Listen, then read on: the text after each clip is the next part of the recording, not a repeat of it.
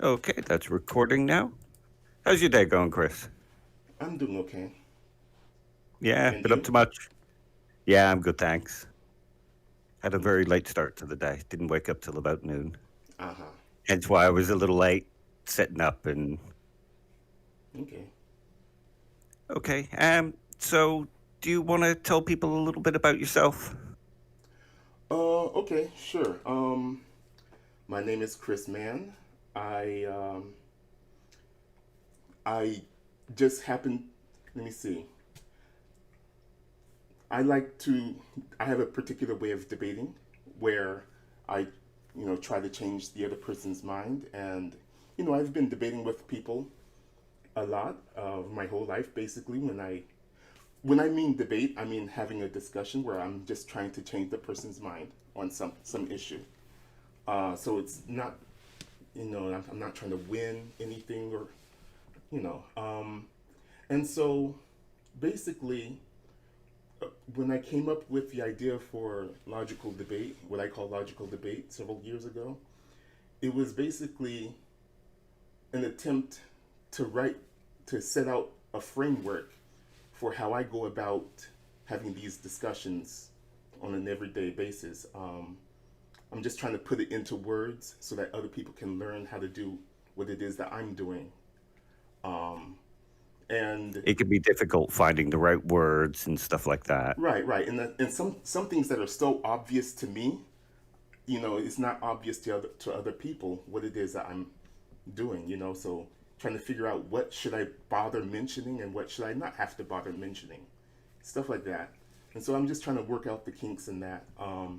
And yeah, basically, it all came together when I happened to read a coworker of mine happened to recommend Ayn Rand to me, and I had heard of her before, but I had never actually read her one of her books, uh, one of her big books.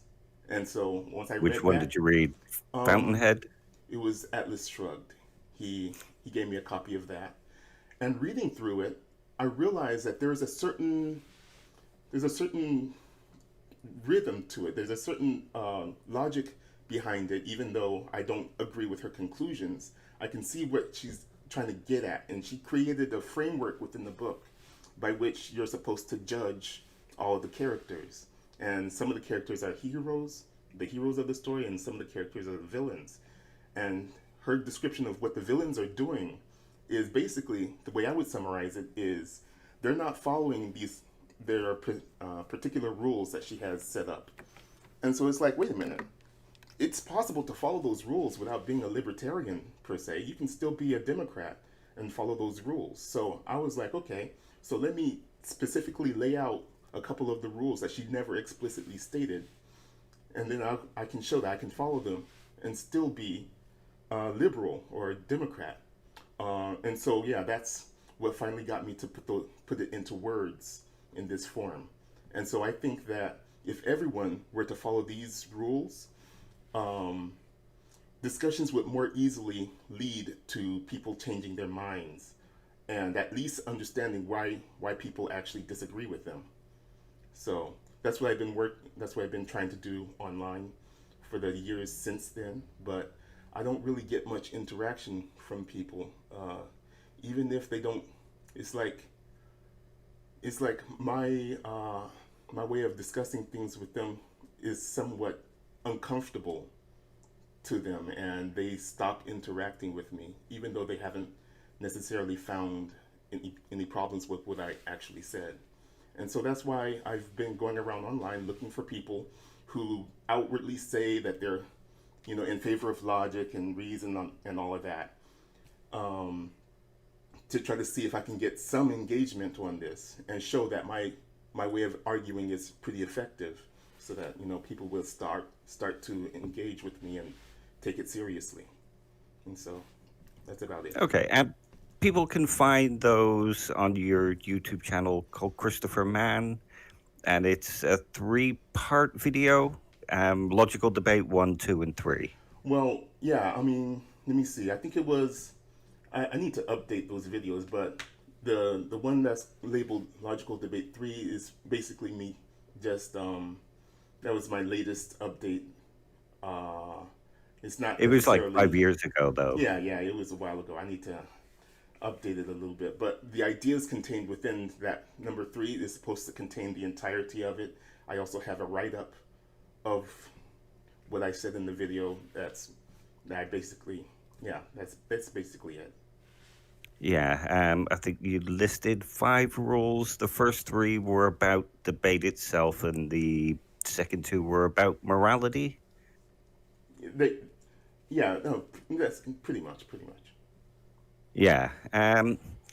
Okay. So I think the first thing that we should probably define is what you mean by logical debate, because the way I use the term is probably very different to the way you use the term. Right. And so when I'm talking about logical debate, basically I'm just saying that you need to you're trying to change each participant should be trying to change the other's mind using statements that they believe are true and logical. And so when I use the word logical, I'm using it more. I tend to use it interchangeably with rational. Um, and so basically, what a philosopher would consider rational is what I would call logical. I don't make a distinction between those terms, but I understand that some people do. Um, and so, from a philosopher's position standpoint, they would probably say it's better to call it rational debate, because when I say rational, what I mean is I'm using it in a different way from the way I hear you and your co-hosts use it on your podcast and show. Um, and I spell that out in the second rule, where I say that you need to maintain that your views are rational until you change your mind, and change your mind only for rational reasons. And so, whenever you call a view rational, this rule number 2, says that you have to actually hold that position. So, rational is a quality that you use to describe your own position. And so, if you say that someone else's view is rational, you have to actually hold their view that you're calling that, so that you can't be in a position where um, I think the debate I think debates would tend to go in circles when you say a view is rational, but then you choose not to hold it. So it's basically a quality, like a positive quality that you use to describe your own position when you are capable of going into more details about why you hold the position. But for time limitations, you can't go into all the reasons immediately. So you just say that your own view is rational, and then if there is time, maybe you can go into the further reasoning to defend it. Okay. One of the problems I would see with that is, what exactly do you mean by rational? Like, a flat earther believes that their arguments are rational and their conclusion is rational, and they maintain that their views are rational, Hmm. but I wouldn't call them rational. Yeah. But under your definition, it would seem that they would be rational because they believe that their reasons are rational. No, it's not that I would call them rational either, because if you call the view rational, then you would have to hold it yourself. All right. No, no, So no, that's not what I'm saying. Let me try and be a bit clearer here. You are saying that you should maintain your views are rational until someone changes your mind. mhm. Um, but if they keep maintaining their view is rational and you Mhm. don't manage to change their mind, I would say that they are not rational. Even if they believe they are and they maintain that they are and they have reasons to hold that position, they're just wrong in the fact that they're rational. I understand you're using the word in a different way. I understand that. Well, that's why I'm trying to get at what you mean by rational. Um. Yeah. So let me see. you're saying that even if a person, so when a person holds a view that you consider wrong, you would not necessarily call them rational, even though they have, their own justifications for their position. And and I understand that because you talk about that on your show a lot. You use rational in a different way. I'm just saying that within the framework that I'm laying out, I'm using it in a way such that basically people are expected to call their own views rational, and you're not expected to go out of your way to call other people's views rational unless you actually hold those other views. That's all I'm saying. Yeah, that just seems like a tautology. It just seems like an expression of, You're I confident. don't think you're rational. No, I don't think your views are rational, so I won't adopt them as rational. It doesn't really get us to what is meant by rational. In philosophy, what is meant by rational in No, no, philosophy no, no, is no. not.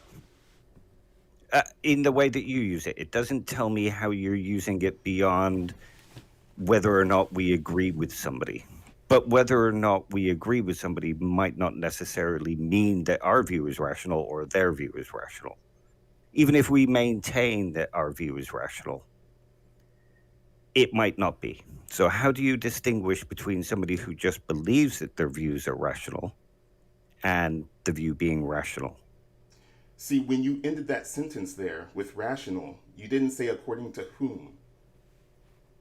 Well, no, rationality isn't a subjective thing, though, is it? You believing that the earth is flat doesn't make it rational that the earth is flat. It doesn't make the belief itself rational. To whom? Well, just in general. What is rationality? It's more, if you're using the term just to describe your own views, like my views are logical, there is some basis in the term logical or rational that it refers to some quality of the argument. Um, so if you say my view is rational, what exactly are you saying? All Beyond right, I believe my view is rational. all right, all right. So basically, I'm saying that I believe my view. Hold on, I should have pulled this up earlier, but Take your time.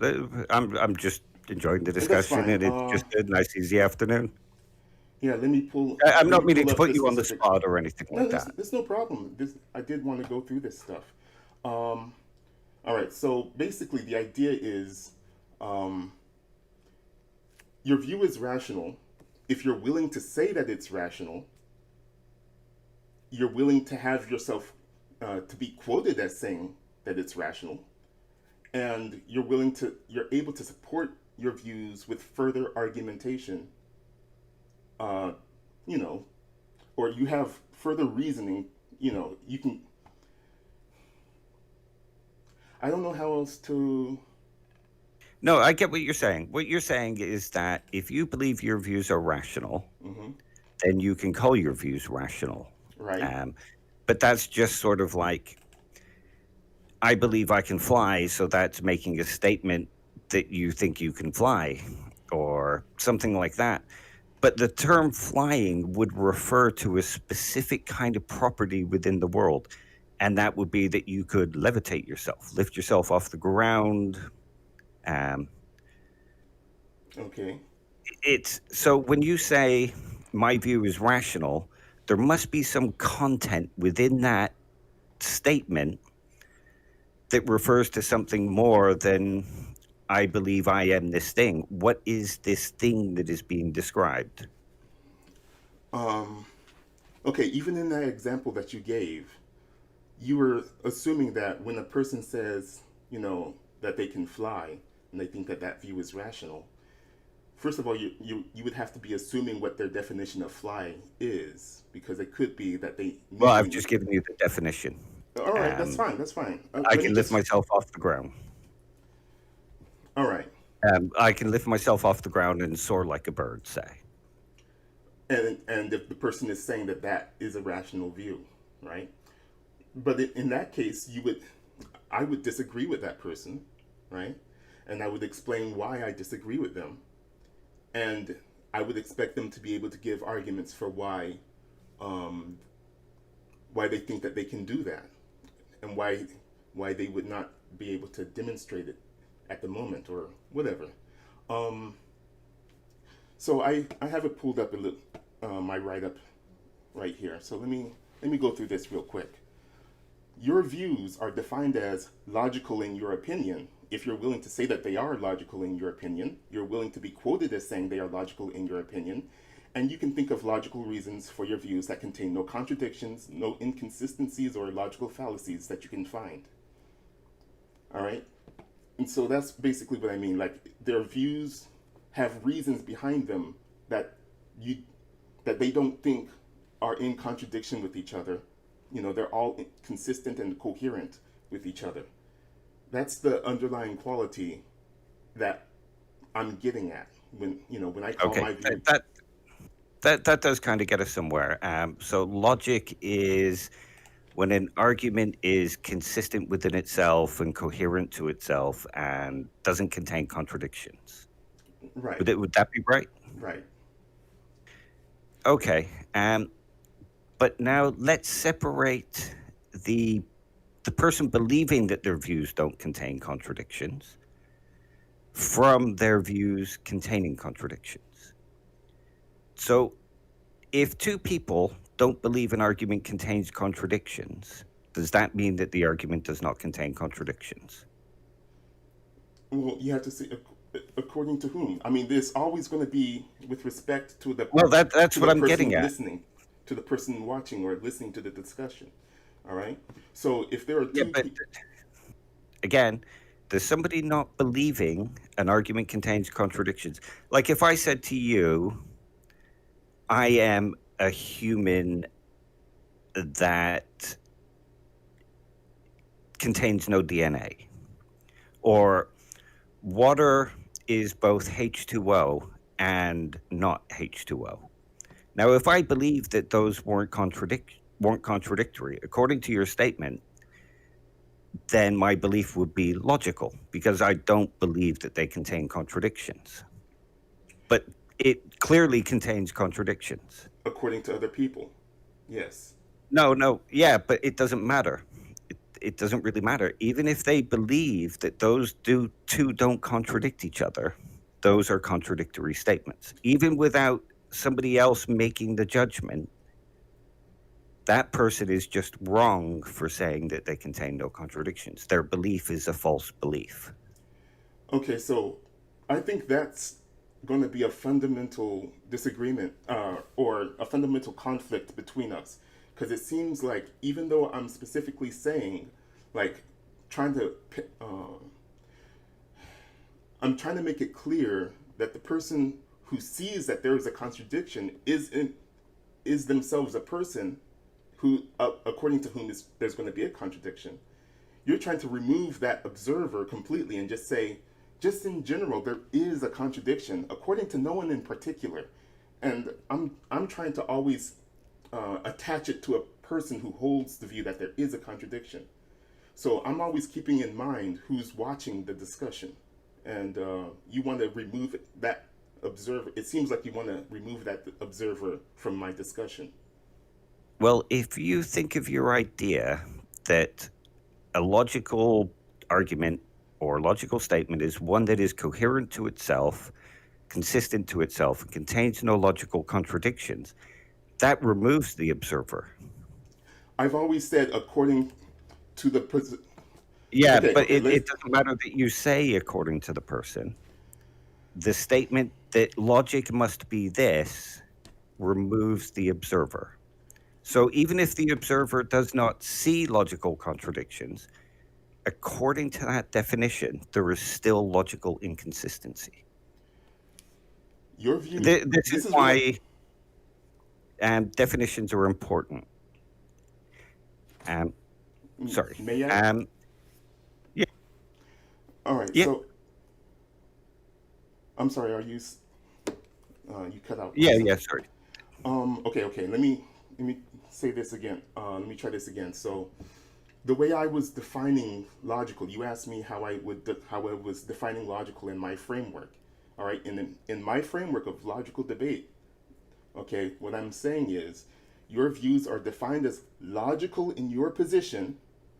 If you are willing to say they are logical in your position, you are willing to be quoted as saying they are logical in your position, in your opinion, I mean. And you can think of logical reasons for your views that contain no contradictions or inconsistencies or logical fallacies that you can find.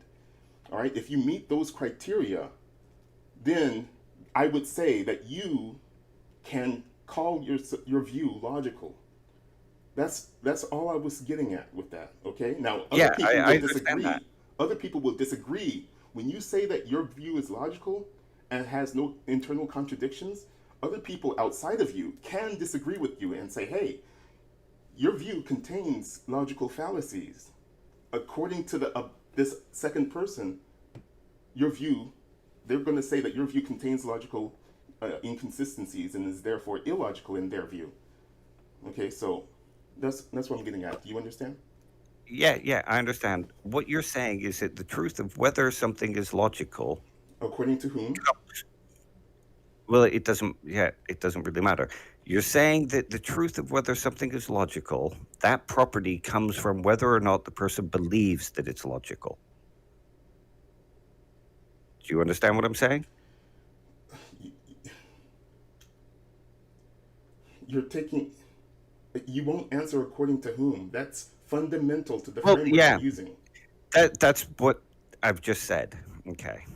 Um, you're saying that a view is logical if a person believes it is logical.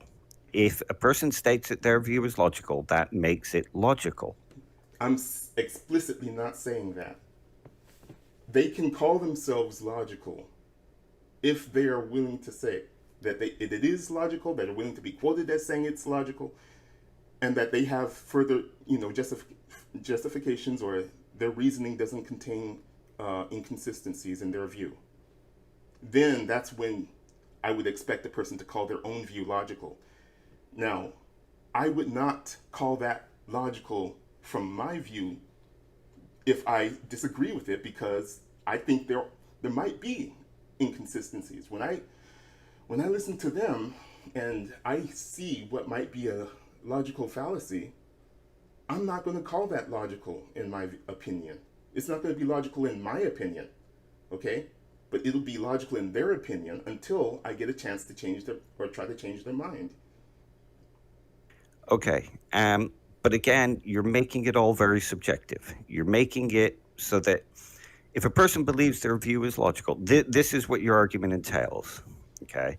If a person believes that their view is logical and they're willing to say it's logical, then according to them, it is logical. Yes. Now, yeah. Um, but does that make the statement logical? According to me, You're no. Does that make the statement logical? Logic is a property of things. Um, it's a property of arguments. So you saying when you say an argument is logical if it contains no inconsistencies, no incoherences, and is consistent within itself. Now, if a person believes all those things about their arguments, they're going to believe that they are logical arguments. And if you see that they're not, you're going to believe that they're illogical. Okay. That's a statement of how something justifies a belief. But what actually justifies it being logical? And before I carry on, Philip's asking if you'd mind if he asked you a question. no problem. Okay, yeah, I think I have maybe something that can move the discussion a bit further. Like when you ask people according to whom, right? I think what you could say is, for instance, according to like a framework of logic, like for instance, classical logic, right? It's like saying according to the rules of math in a way, because here's the thing: like there are frameworks of logic, right? There are rules, certain rules in logic, fundamentals rules in logic, like non-contradiction and all these things. And therefore, like when you say that something is logical or inconsistent or something like that, you can appeal to that rule set independent of whether or not someone believes that being logical or that not being logical, something like that.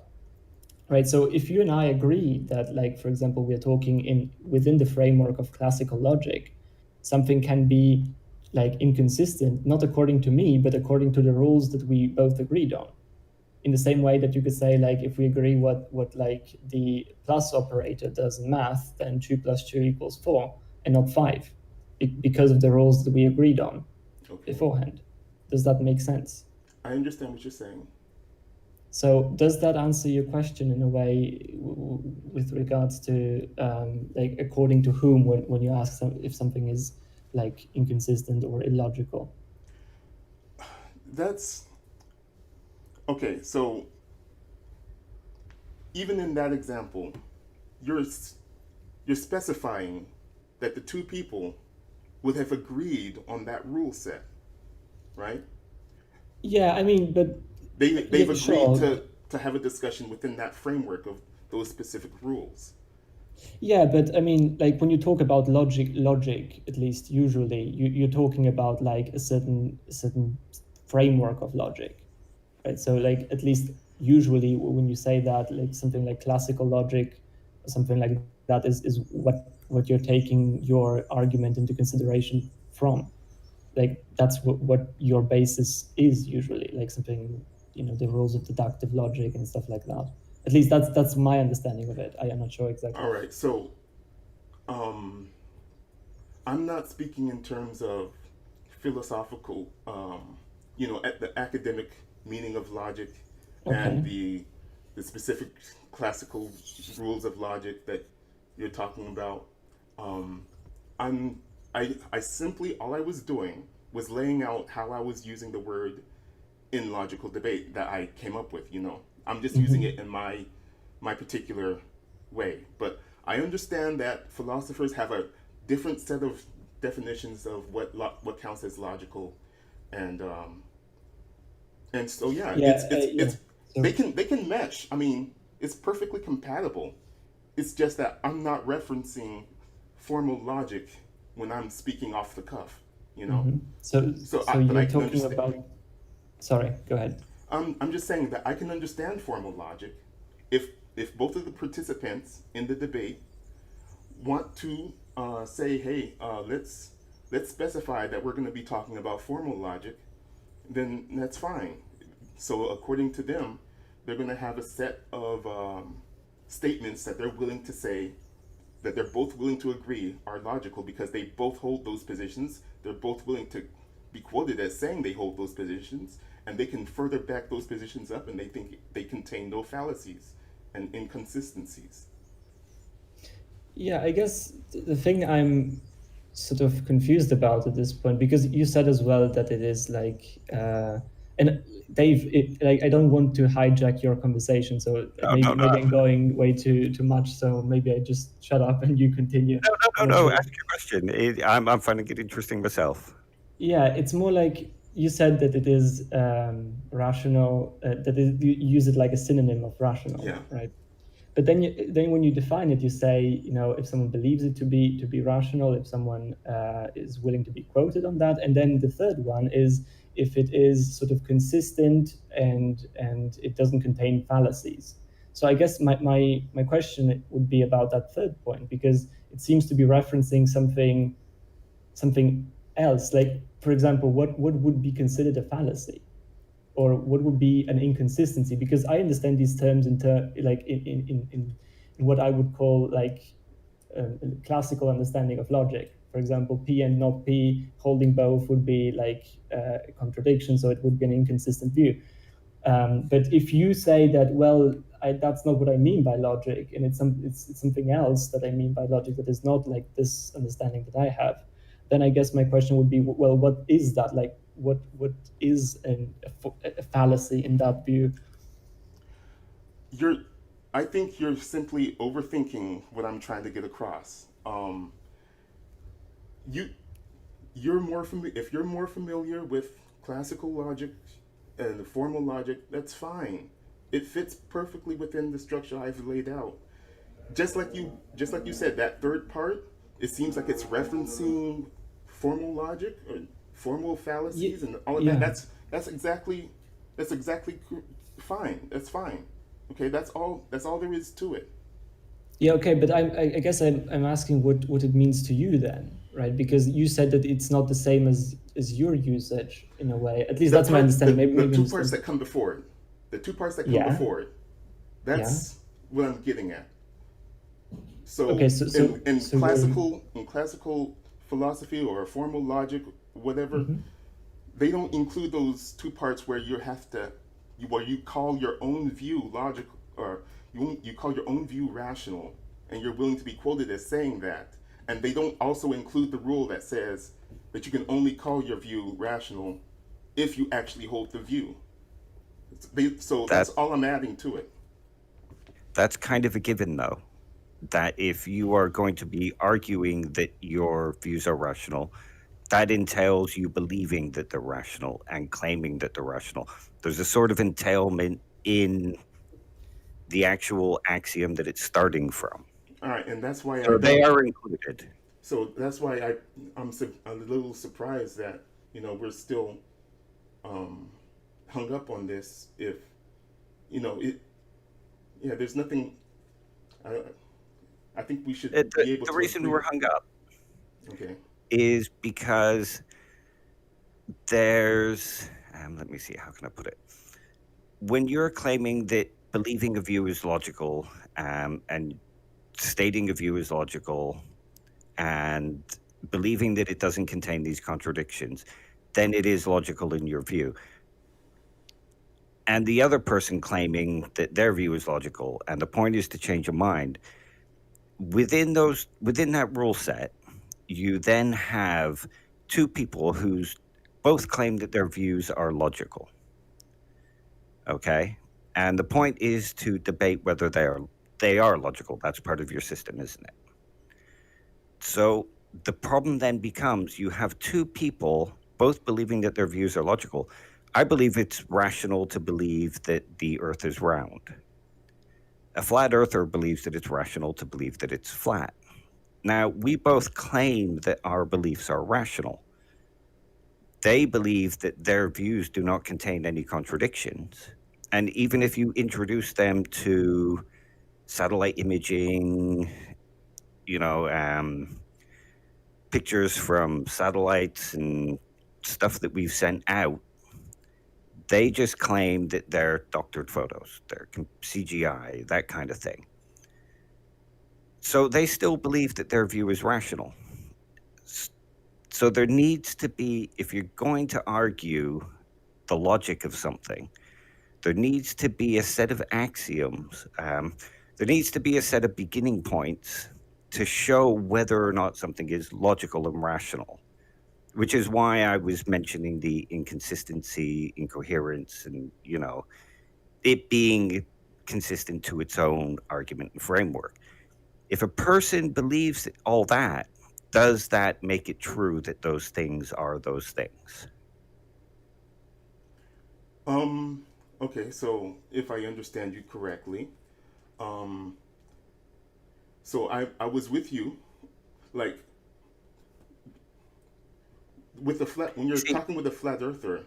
Yes, I would expect them to believe that their views are rational and that they can back up their arguments without and show that they are without contradiction. Um, I would expect them to believe that their views are without contradiction.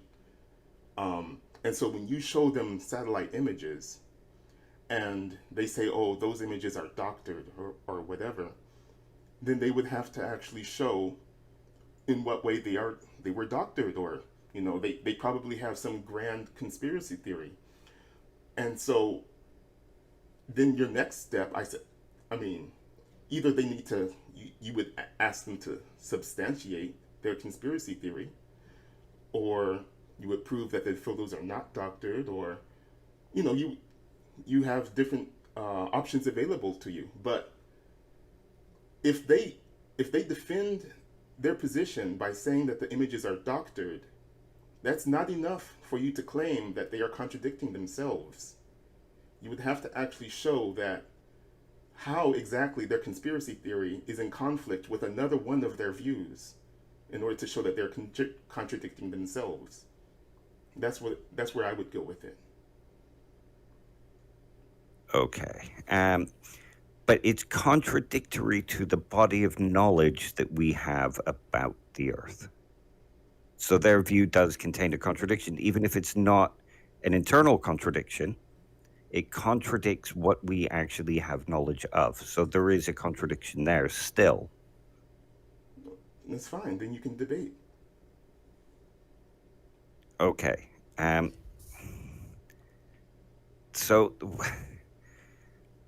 what I'm trying to get at is, does believing a view is logical make it logical, make it rational?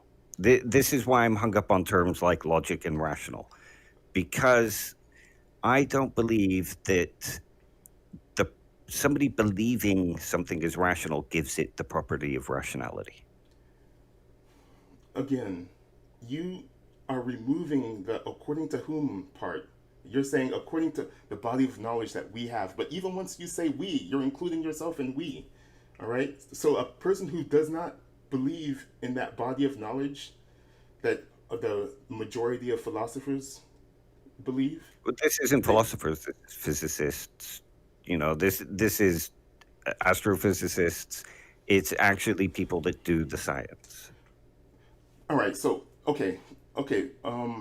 So what would you prefer? What word would you prefer I use as an adjective to describe the positive quality that I believe my own views contain? If I'm not, if you're not going to allow me Yeah, to no, call no, them no. rational or I'm not. logical, I'm not. No, no, no, no. That's not what I'm disputing. Um, I agree with you that when somebody says that their views are rational, that entails them saying that they believe that they're rational. It logically follows, is what I'm saying. It automatically follows that if somebody says that they think the Earth is flat, it means that they believe the Earth is flat. Yeah. And if they believe that their views are rational because they hold them, it's what they believe to be the case. So therefore, they believe that is rational. They believe that that is the logical outcome of their views. Does that make sense? I'm with you so far, but you haven't. One thing I just caught right there is that you think it entails. There's entailment when a person says, um, first of all, you on your show often as you often make decisions with Joe about whether or not a person is rational or whether or not a view is rationally held, even though you yourself don't hold that specific view, and you Yeah. Let so me it's not expand on that. necessarily entailed the way you like to use the word. Yeah, it still is. Um, okay. So if all the information that you have leads you to that view and you hold no information that counters that, then you can say that your view is rationally held. You have epistemic justifications for holding that view because you don't know any different. So you are as rational as you can be in that situation. Being as rational as you can be in a particular situation does not automatically entail that the position itself is a rational position.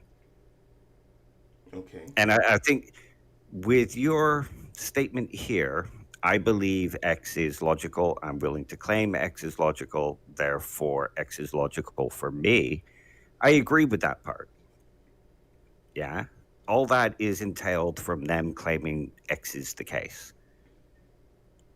But once introduced to new information that counters it, n- not accepting it doesn't mean that your view is still rational. It means that your view is now irrationally held. Just because you come up with arguments to discount that, it it doesn't mean that your epistemic justification is still rational. All right, and I understand that that's how you are using the words. I understand. I've heard you. Um, I'm just trying to come up with a different way of using the words. All I want you to do is understand what I mean when I'm using the words. That's Yeah, it. I do understand. You asked for critiques on your position, and this is some of the problems I see with it. Do you know what the fallacy of equivocation is? Using a word two different ways with two different senses, switching between them. Yeah, it's using a term vaguely, um, and one that say you use in multiple ways. Think of an argument like, "I'm feeling blue. The sky is blue. Therefore, I am the sky." Okay. That sort of follows in a valid structure, doesn't it? But there's an equivocation going on because the word um, it has different meanings. It's vaguely defined. You know, once you actually look at the structure of how it's defined, you see that there is a fallacy of equivocation going on there, leading to a false conclusion. And when you use logical and rational in a vague way, just logic is whatever you believe your view is. There's an equivocation there that goes on because logic isn't that generally. According Logic to is, like you say, inconsistencies, incoherences, and an argument being inconsistent with itself. okay, like I said, in my framework, there's no you can still participate in these in the kinds of debates that I'm proposing. I'm not excluding you. When I'm trying to exclude with these Well, rules, hold on. When I'm trying to exclude with these rules are people who go around saying stuff like, well, you know, my position is irrational, but here's why you should agree with me anyway. And stuff like that. So there are people out there who say that their own view is illogical or irrational, and yet they'll try to get other people to hold the view. That's what I'm trying to leave can out you of give this kind me of an example? discussion. Can you give me an example of somebody who claims that their view is irrational but Not off the thinks that? top of my head. Not off the top of my head. I can't point to a specific person, but that's it. Those are the kinds of people who like like when you're talking about a your opinions of a movie, whether you think a movie is good or not, right? And you might see a person starting off by saying, "Oh, yeah, I know it doesn't make any sense, but I like this movie because of this, this, and this." Stuff like that. That's what I'm trying to get rid of. I'm trying to say, wait a minute. You just gave reasons for why you like this movie. So why would you say that that doesn't make sense in your view? In your view, that should make sense for you to like that movie. So stuff like that. I want people to start the debate. I want them to start the discussion having confidence or expressing confidence in their ability to back up their positions. Okay. Um, I think most people would, even those people who say, I know it's not rational, um, but I really enjoyed the Texas Chainsaw Massacre. Um, Debates like that wouldn't really be debates in the same sort of sense that you talk about when you talk about moral debate, scientific debate, and thingy. Those are expressions of opinions. So you might say, well, I know it might seem irrational to you that I enjoy Frozen as a 50-year-old man, but I enjoy it. And it's rational The- to you, the- right?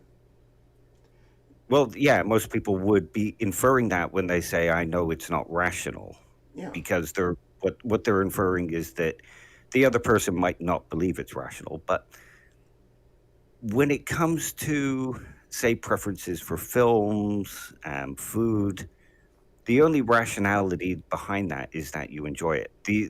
They're not really things concerned with rationality and logic itself. No, I was just giving an example there. The same thing applies with other topics that are not so subjective. So when you're talking about um, a scientific position, a position that you might hold on some scientific issue, if you start off by saying, yeah, I know it's not rational, but I happen to think that light is made up of this, this, and this, then I would say, wait a minute now. I want you to be able to, I mean, if you have your reasons for believing that, I want you to be able to back that up with reasoning without any contradictions or inconsistencies. So I don't want you to call your own view irrational if you believe you actually can back up your reasoning. So I would want, so in other words, I'm just trying to get them to start off with the rules, the way I've defined the rules, the words right here. I'm just trying to get people to start off on the right foot by expressing that they can back up their arguments with reasoning. Okay, perhaps then, just a suggestion, rather than use the term logical when you write that rule, Mm-hmm. use something like, I have reasoning. Because when you use the term logical, for most people, you would be inferring a particular kind of thought. So that's something I would suggest to make that rule less ambiguous. Well, I would say that the way I'm using the word is very common among people who do not study philosophy. And so yeah, when I'm speaking with you, if it's going to cause you confusion by what I no, if you're getting confused by what I mean by the word as opposed to what the majority of philosophers mean when they use the word, then I'm perfectly fine. That's what I'm trying to pin down. I, When you use the term logic and you say the view contains consistency, coherency, that kind of stuff isn't contradictory, you are describing logic as most philosophers would use it in terms of classical logic. okay. So you are describing the same thing. Most, That's what I was. sorry, Philip. No, yeah, that's what I was like. I meant before. Like you have these three conditions, and the third one seems to be consistent with what even philosophers would call sort of logical. So I guess that was why I was confused about you saying, well, I don't think it's the same, or I don't think I use it in the same way. But you seem to have within those three parameters, you seem to have one that is sort of understood in those terms, unless you have a different understanding of what inconsistency means or what fallacy means. But these terms, like again, Okay. that's why I was confused. Okay, again, it's perfectly fine. I don't see why you think that simply because my definition of logical includes as one of the three parts a part that is pretty much identical to what most philosophers mean, why you think that that then must mean that there's some issue, there's some conflict here. It's perfectly compatible. It's included in there, so Yeah, it's no, compatible. You can use it to mean what you want to mean as yeah, long I as guess. all I'm trying to say is that I want you to actually use logical or rational to indicate that you can back up your reasoning. And one more thing I wanted to say is,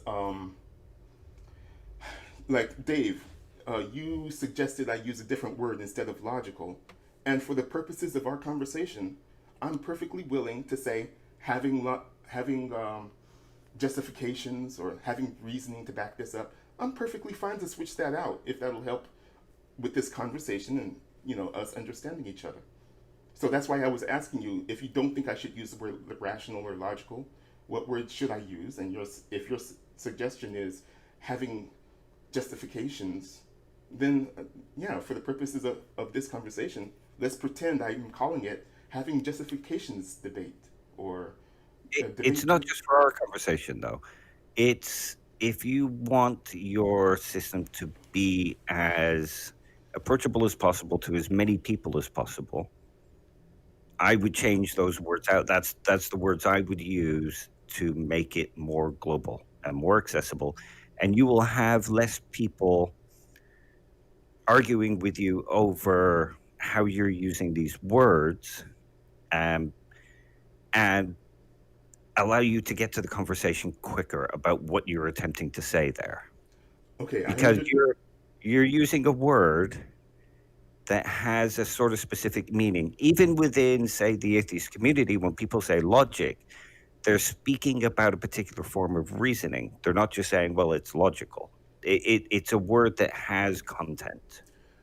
I understand what you're talking about. I simply have a disagreement about how useful. Um, we just have a disagreement on that part about which would be easier for me to use outside of this conversation. Because I think that my usage is more closer to how normal non-philosophers speak. And so we're just going to have that disagreement. But for the purposes of this conversation, let's just pretend that every time I say logical or rational in this in logical debate, I'm simply saying having rational reasoning or justifications. And let's move on. I mean, if you had any other objections to the framework I'm putting forward, I would like to hear. Well, that's not specifically part of the framework itself. Like, I wouldn't consider that part of a framework of debate. That would just be reasons to enter a debate rather than the actual framework of the debate itself. Does that make sense? I'm not sure I understand. Oops, sorry, Philip. No, I just wanted to quickly reply to what you were saying before, in the sense that you were saying something like you don't see why I would have issues with your definition because the way you use it includes the way like I might use it and something like that. And you're right? That by itself is not problematic. I have like another thing that I might get into, like why I find it problematic that Dave was getting at a bit earlier.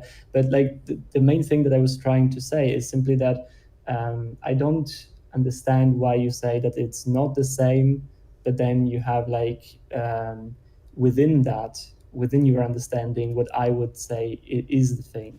So I say Okay, I can use I? logical as I understand logical as in a philosophical sense, and you say, well, I don't understand logical in a philosophical sense, but then you say you use words that within your own definition that would be defined within the philosophical sense. So I guess I take issue with the distinction that you're making there, that your understanding that you are using it in a different way, but you seem to be using concepts that are used in the way that I would understand it. So I don't understand why you're making the distinction. That's what I'm trying to get at. All right, I would like to try to share my screen here, um, It's sharing here. so you can see Yes. what I have typed here. Uh, yeah, Yes. I've just blown it up for the recording so other people can see as well. All right. So, Philip, it seems to me that all right. So here is where I'm defining how I was using logical in your position, in your opinion. All right, and it contains three main parts, right? And let me see. Here is where it's saying that it basically includes formal logic, you know, the way a philosopher would think of it. All right, so it's included in here.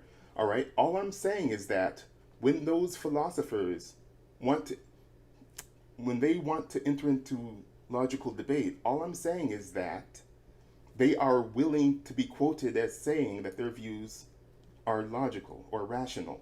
All right, now you may believe that that's entailed, but in my experience, there are people who would not necessarily be willing to be quoted as saying that a particular position they hold is logical or rational. And so that's all I'm trying to get at. So if this part, if you believe that this part is completely like the same as formal logic, then that's fine, okay? And then all I'm asking you to do on top of that is be willing to say that your view is logical and be willing to be quoted as saying that in public. That's all I'm adding on top of it. So there is a difference in the way I'm using the word logical here, but it's just in that small additional part to formal logic that I'm adding on there, okay? And again, for Dave, like every time I say the word logical here, just pretend that I'm saying that, like having just justifications. Yeah. So that's it. Okay, yeah, I guess I understand that the way you see the distinction is simply like you take what I understand as logical and then you add true things on top of it. And I would say like the first one that you're willing to say that I would think that that is an entailment. The thing unquoted, I guess personally I can see that people might not be might not want to be quoted on something, but that's maybe merely because they don't feel as sure of the views that they're currently trying to discuss, and so they're like, no, yeah, I'm willing to enter this discussion, but I don't want to sort of. It's not something that I hold strongly or something. I just want to sort of discuss it or something. So that's my why someone might not want to be quoted on something. That's at least the first thing that comes to the top of my head. But yeah, okay, I understand like how you are now sort of assembling the thing. I guess the additional thing that I wanted to ask or rather discuss is because you're saying that something is logical in your opinion, right? Mm-hmm. You're defining sort of three, like logical, but also in your opinion. So I guess would you define something as logical in the same way as you would define logical in your opinion, or like is it the same? Because I'm if it is, then I have a couple of issues. when I say in your opinion, I'm just making it clear who gets to say what is logical. Because if it's not logical in your opinion, then I don't want you to call it logical. Okay? If it's a view that you don't actually hold, I don't want you to call it logical. Um, Okay. because Okay, but this would, I think, reduce confusion and it. Uh, uh, Go ahead. sorry. If you think of something like the Kalam, I don't believe what comes after the Kalam, but I would think that the Kalam is a logical argument. Um, and if a person believes that it's not logical, they're obviously going to claim it's not logical. That's why I'm saying part of this. If you want this wording to be a bit better, you could probably trim it down a little. Um, it's kind of muddily defined. So rather than say something like your views are defined as logical in your opinion, um, put something like your views are defined as true in your opinion, because you're sort of saying the same thing with less muddy wording. Where would the I guess having the logical reasons come into that? I mean, Because by saying that you believe that they're true, you're saying that you believe that it's those opinions are logical.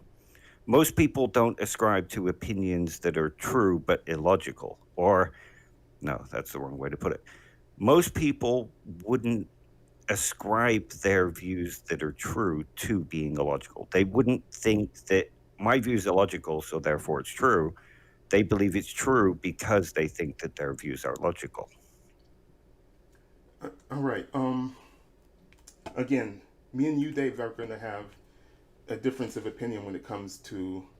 Um, Oops, sorry. Hang on, I'll just close the stream. Hold on a second. All right. So you and I are going to have a long lasting disagreement on my use of the word logical, and I understand that. That's why I would like us to come to an agreement on what word we can use when we are discussing things with each other, so that we can have as little miscommunication as possible. And so, like, um, I'm trying to make a distinction between something being true and something being logical, in my opinion. And I need another word. Okay, so we both agree on what counts, what is meant by true. But when I say logical, you're hearing something else. You want to use that word specifically for formal logic. You want to have that reserved for formal logic.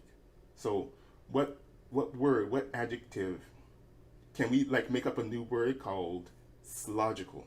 Okay, so so when I'm talking about slogic, I'm talking about the definitions, the three-part definition that I laid out in my document here.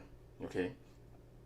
So slogic includes formal logic, or what you would call logic. Okay. So when I say that my view is logical, I want you to understand that am I'm communicating to you that I have confidence in my ability to back up my views with additional reasoning if we had time to go through them.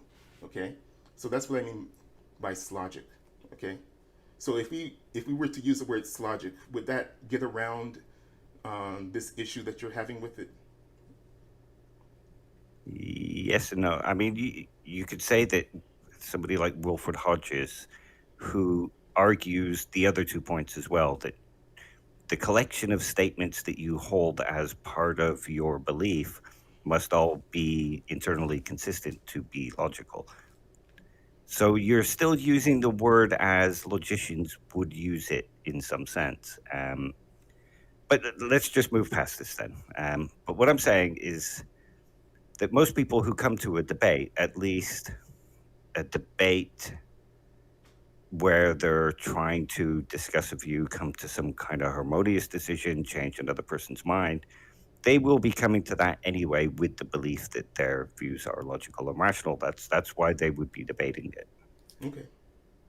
I guess the last thing that I would want to say with when it comes to it's logical is the way I see the issue is that if what determines what's logical is those three things, then you can never disagree about what is logical. Do you believe the Because Earth is flat? no, I don't. Do you believe But that if sorry, go ahead.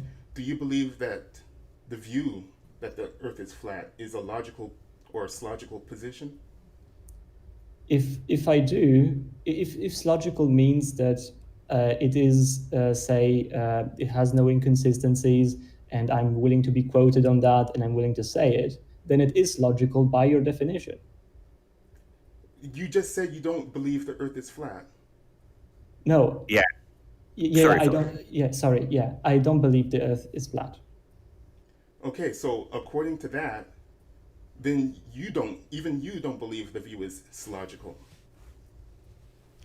Yeah, but you said that something is logical if someone believes it believes that it has no inconsistency and stuff like that, holds it.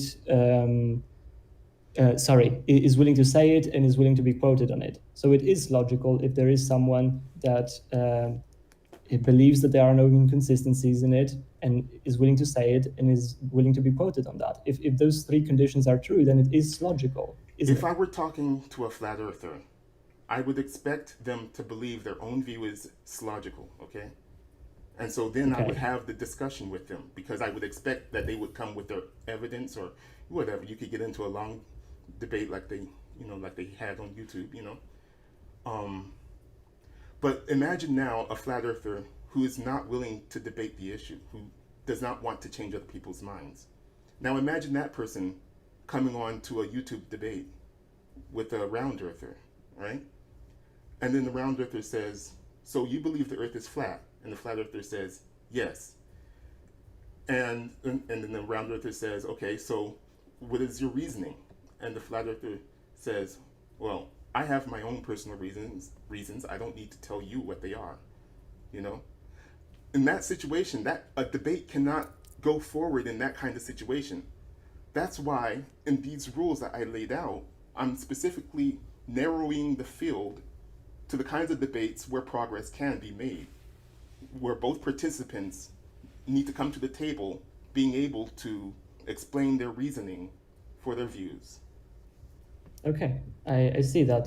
Yeah, but I still think that, like as you said, there is a distinction whether or not you believe something to be logical and whether or not it is logical. That seems to be an implication because if you define something that, like, if you say something is logical if there's someone that is willing to be quoted on it, is willing to say that it is true or that it is logical and believes that there are no inconsistencies in this position or something like that, then it seems to me that this, by definition, if there is at least someone that has all these three characteristics, then the view is logical, because there is someone who believes it in that sense. According to that person, yes, their view is logical in their Yeah, opinion. but see, this is the issue. This is the issue, because if you say that it is like if you define logical as, okay, there has to be at least one person that is willing to be quoted on it, is saying that it is true and believes that there are no inconsistencies, then that position, like, I guess what I'm trying to say is, what is the definition of logical? Only logical, like something is logical if. Again, it seems like now you are trying to remove the observer from the discussion. I'm never saying that it's logical, period. I'm saying it's logical according to this person and not logical according to that person. I'm trying to make that distinction here. I'm not using it in the Platonic sense outside of people. This is what I was trying to get at earlier with what gives it the property of being logical. Yeah, exactly. So when you say a view is logical if somebody is willing to say, or logical in their opinion, if they're Yes. willing to say this, and it has this property and contains this property, then it becomes logical because it's based on their opinion. So if you say, well, my opinion is that it's not logical, their opinion has made it, the other person's opinion has made it logical. Even if it's just for them, it's still logical. So if you say, well, no, I believe it contains this inconsistency, when they say, well, I believe it doesn't, their belief that it isn't has made it logical according to your definition. Yeah, that's the thing that I was trying to get at. Yes. Yeah, that's it. That's what I was trying to get at earlier. Yeah. Okay, so it seems like both of you, I mean, you say according to both of us, but have you considered that maybe your wording isn't quite giving No, across? wait a minute. Maybe I can approach it from a different way. Would you say that? Hold on a second. Hold on. Yeah, let me try. Sorry. Okay. It seems to me that what you two are agreeing on is that there's a sense in which a view can be logical just, in general. And that it still seems like you're removing the other person from the equation. So there's going to be a person who believes flat Earth is logical, and there are going to be people who believe it's not logical. Okay. Yeah. And so when you speak to a flat earther, the very fact that person believes flat Earth is logical does not make it logical in general. It has to be according to a certain person. There needs to be another person watching the discussion between the two or something. I'm always going to want to tie it back to the person who's going to be agreeing or disagreeing. So it's going to be according. And that's what I was trying to get at in my document. When I say in your opinion, it's always logical in reference to the opinion of a specific person. Yeah, I guess. So sorry. Like I promise you, I'm not trying to frustrate you. So like, if you prefer, I think we could just move on or something. But like, the thing is, like, you seem to be using logical as something that applies to a view, right? Like to a specific, let's say, view or opinion. Because like there's a decision. If you could say, for example, that logical is a term that applies to a person, let's say. So like, person is logical if it has all these properties. But if you say that a view can be logical or not logical, then there has to be something about that. Like there has to be a set of properties that apply to the view, not the person that holds that view. And so like that's why before, when I was saying is what I was saying is that you seem to be saying that a view is logical if there is at least one person that all these things, right? No, I never speak like that. Okay, but then why, like, how can does the word logical apply to a view? Yeah, I always use it to refer to a view as an adjective that refers to a view, not the Yeah, entirety that's of the person, for one thing. All right. Now I understand there are people who like to use it differently. I'm just specifying how I'm trying to use it here. Um, I never say a view is logical if at least one person. No, I'm saying that it's going to be logical in the flat earthers' view. Um, in the flat earthers' view, their own view is logical to them. They're going to claim that it's logical. Um, I don't know how else, because it seems like sometimes in your sentences, when you're trying to give me pushback, it seems like you're always leaving out the according to whom part, and yeah, like and that's fundamental to what I'm trying to get across. It's really not as complicated as you're making it seem like it might be.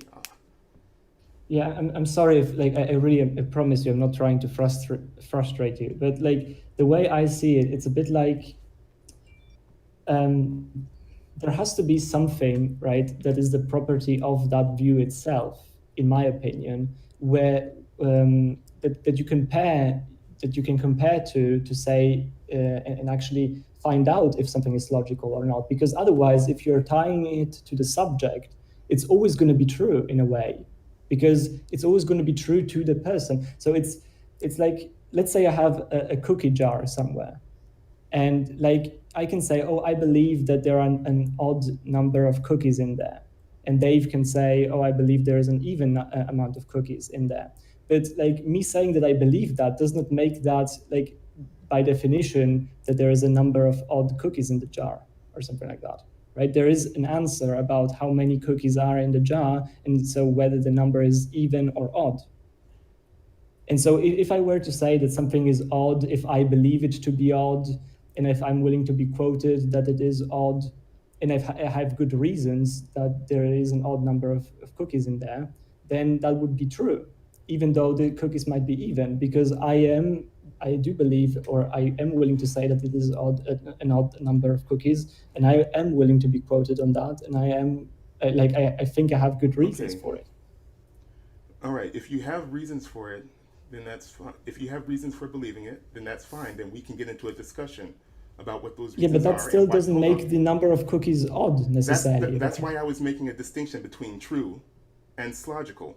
When you say that your view is logical, that is trying to communicate that you can back it up with reasoning, and it doesn't necessarily. It's Oh, not necessarily the same as true, right? okay, yeah, So I am trying to make the distinction between something being true in your opinion and something being logical in your opinion.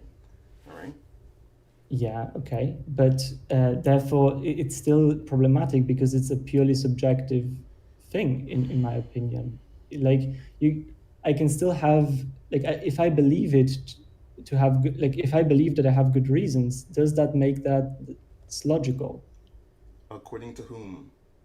Yeah, according to me in this case. But Yeah. In this when you say case, it would according make to it. who, In this yeah. case, it would make it logical to you. If you believe that your view is, if you have reasoning to back it up that has no contradictions that you can see, and you're willing to say it and be quoted as saying it, then according to you, that would be logical, and I would expect you to say that it is logical in your view.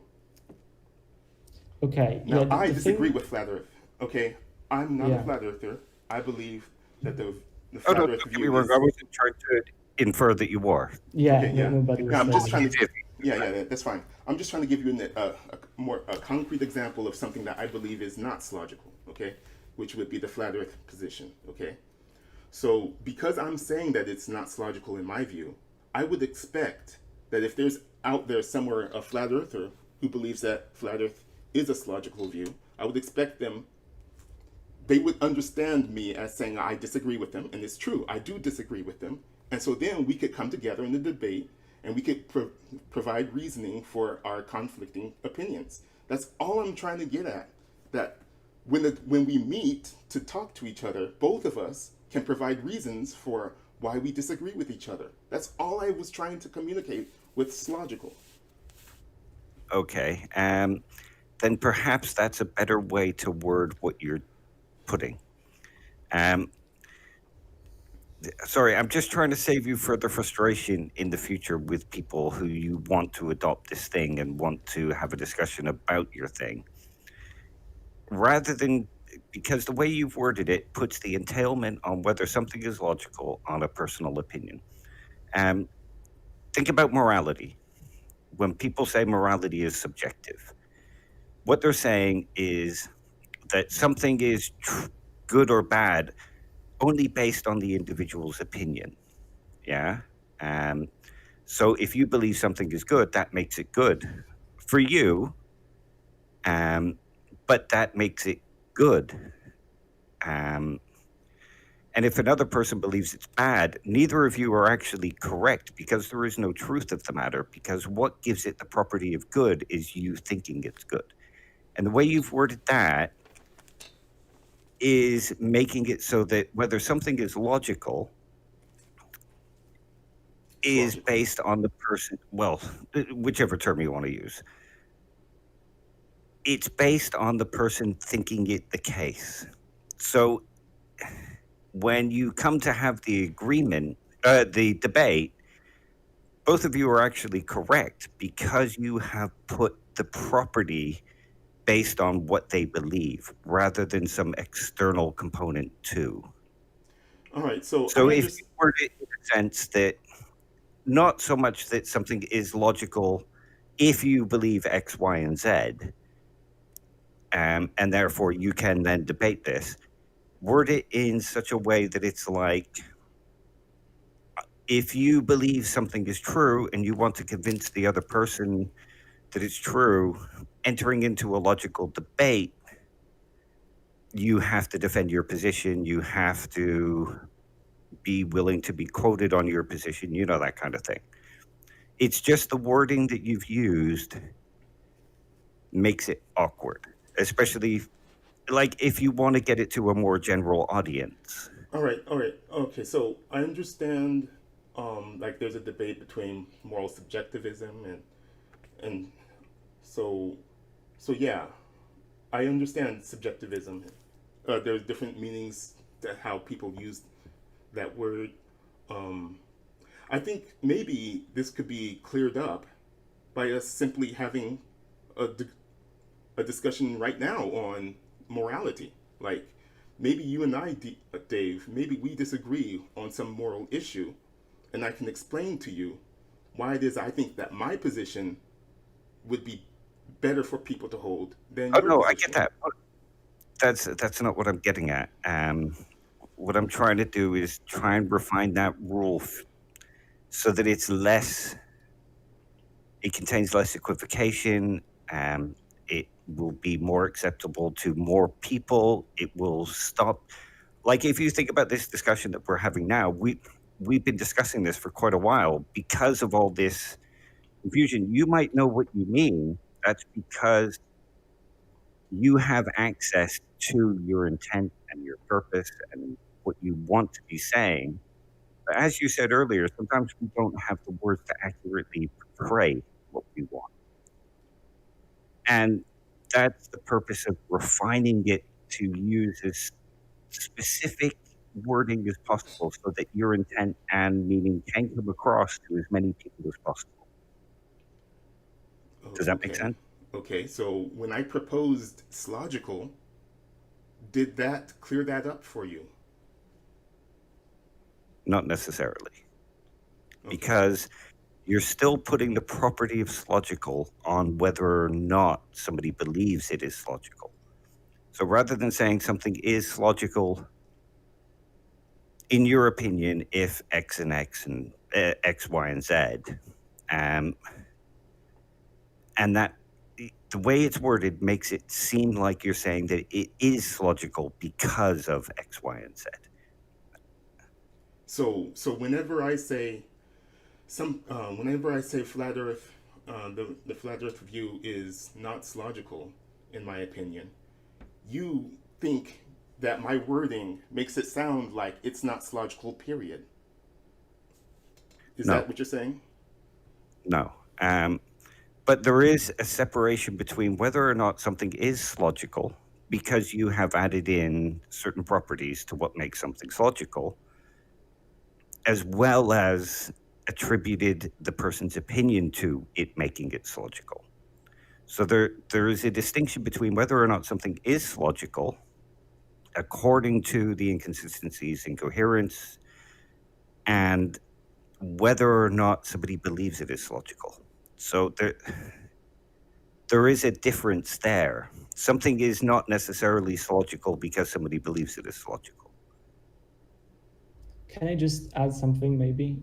Like when you say that, in your opinion, flat Earth is not logical, right?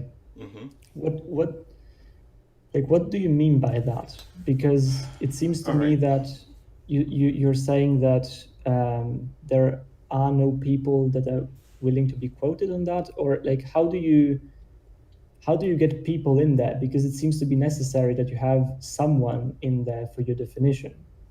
Because like you're saying that something is logical, like you never want to use logical without someone, right? Right. That is my understanding. Right. So when you say flat Earth is logical, whom are you referring to? Yeah, okay, No, no, you're no, no. When I say flat Earth is not logical, in my yeah, opinion, I'm referring to myself. Okay. yeah, okay. Now, So you say according to their opinion, according to the flat earthers' opinion, it is logical in their opinion, and that's the first moment we're going to find out that we disagree with each other. So if like you hear some random person on the street saying, "Oh my goodness, those flat earthers, they're ridiculous." yeah, Now, if a flat earther is walking by and hears that, that's going to be the first moment that they realize that the person speaking does not agree with them. Okay? And if I were to be walking on the street next to them and hear that, I would hear that as being the first moment that I know that that person agrees with me that flat Earth is not logical. Okay? So okay, all I'm trying to do is just get at this principle where people are they disagree, and it's like the first moment that you know that a person disagrees with you is when they express that the view is nonsense or sensical or whatever. Um, like I said, if any other, if this is still, I'm surprised that you're still hung up on this because it's like we could clear this up. I think if we were to just go into an example of some moral debate that we might have, a difference of opinion that we might have. For example, I believe it is morally bad for a person to act hypocritically. All right. Now, there are going to be people out there who disagree with that view, right? And um, so once they say that they disagree with my view, that's when I know that there's a potential debate that we could have. You understand? Yeah. But most debates do come from disagreement anyway, except for something like a devil's advocate debate. Like, I know people that hold to I hold to compatibilism, and I can debate determinism for those who want to have a discussion about determinism or debate their own view about determinism or compatibilism. According to your rules, that would kind of rule me out because we don't actually have a disagreement. I'm just taking an opposing view in order to help them sharpen their own debate skills or refine their own views. Yeah, if you're taking like a devil's advocate kind of position, that is outside of what I'm trying to get at with logical debate. But it would still be considered logical debate as such. You're sort of co-opting a term that already has Pretend I say quite it's a logical. um whichever way you're using. I suppose you could change the term, and that would slightly change the meaning. So if you want to refer to it as something else, like I said, using logical debate, um, in that sense, would be sort of a form of equivocation because you're using it in a vague way to mean specifically you, but you're co-opting a term that already has a very specific meaning within culture. Okay, So okay. if I said football was um, the same as baseball, when I said and when I use the term football, I'm meaning this sport like football, like baseball. you're automatically gonna come with baggage and disagreements. I thought you were going to say when I say the word football is the same as soccer.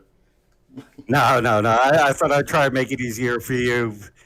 But again, that's a good example of how a word with multiple meanings, when you come to a table using a specific meaning without hashing it out, can That's lead to that's sort of fine. misunderstanding. I'm perfectly open to defining words as specifically as you want me to define them. That's why I proposed a new word, slogical, and so we can pretend that this is called slogical debate, okay? And I laid out my definition of the three pieces that you would need to call your own view slogical. And the rule one, just to get this out there, is that you need to, rule one is to debate logically or participate in logical debate or try to change your opponent's mind using logic, okay? Then rule two is to maintain that your views are logical until you change your mind. And change your mind, hold on a second, let me share this again. Do you want me to share it? Yeah. Hold on a second. All right, so here's rule one. Okay, there you go. You're on screen. So is to debate logically, and what I mean by that is to try to change your opponent's mind using logic. And I go into details about what I meant by that here. All right. Rule two is to maintain that your views are logical until you change your mind, and change your mind only for logical reasons. And here I laid out the definition of what I meant by logical.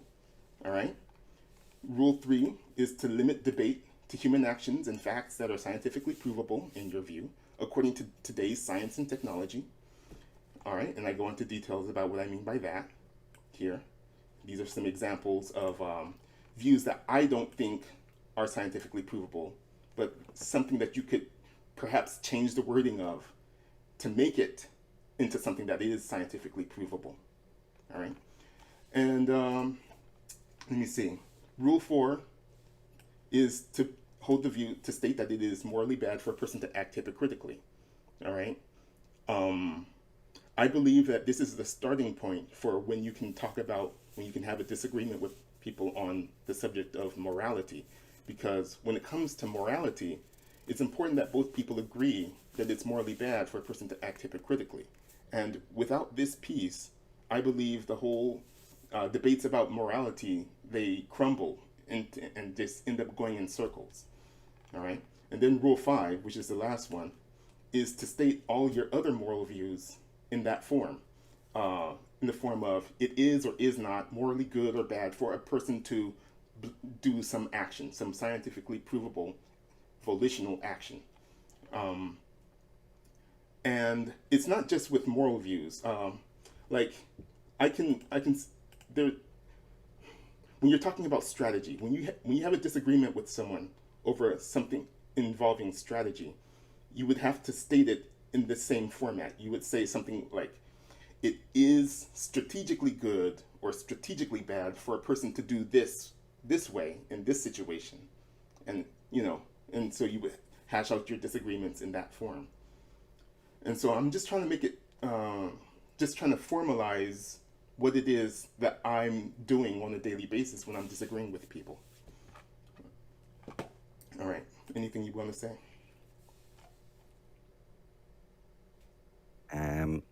Yeah, it would really depend on some of the statements being made. So when you have a statement like it is morally good or morally bad, and you're saying that you have to expand it into those terms, you could just use moral or immoral. They mean the same thing. So by saying that it must be stated as X, you're sort of adding a component that doesn't necessarily need to be there. I understand. I understand there are different ways to get across that point. All right. So. Your thing disappeared from the screen. Sorry, I was reading it. Oh, you want me to? Okay, okay. Yeah, it's like here. Yeah. Let me see. Go back to rule 4. Yeah, nice one. Yeah. Okay. In your video, you state something like, you must first state that acting hypocritically is immoral because that's the grounds of all morality. Something like that. it's I'm trying to say what I let me see let me say it again.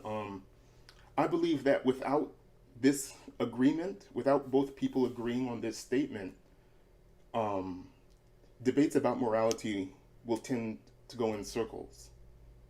And so it's not the basis of all morality per se. It's the basis of a productive debate on morality. That's what I would say. Okay. So what you're basically saying is something like before a debate begins, you must agree on what it is that is being debated, and terms must be defined, and some sort of grounding for where the debate to start. There must be a topic, basically. Um, I I I guess.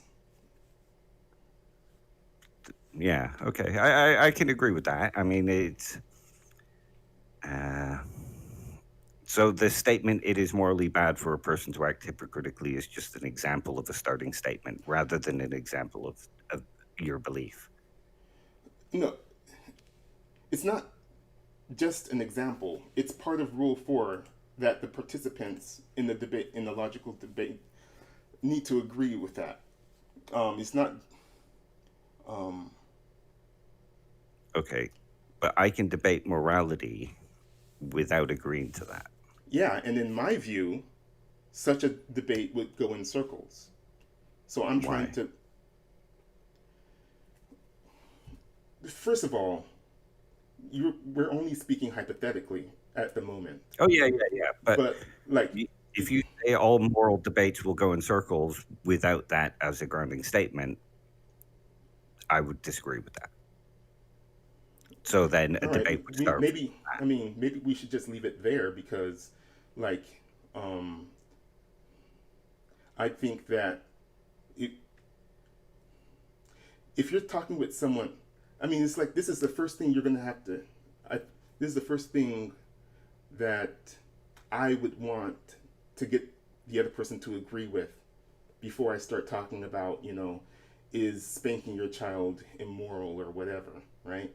Um, because without them agreeing to this, then there are ways in which the discussion can go in circles. I And think sorry. If you're going to have a moral debate and you're both coming in to say the debate morality, wouldn't the first thing that you should actually define and agree on is what morality is, rather than whether or not it is bad to act most hypocritically? people, in my view, most people have a sense of what morality is. Um, it's the philosophers who like to get into these really, you know, specific conversations about just what kind of morality are we talking about, and No, not most necessarily. the Metaethics attempts to to define morality. Like, let me give you a real world example here. Think of a Muslim and a Christian. Both of them would argue or come to the table with the idea that morality are God given commands through revealed texts. But each revealed text would be a different revealed text. So each one would be a different definition of morality.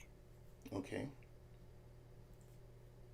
And say an atheist might come to the table with morality is judgments about good or bad based on personal opinion.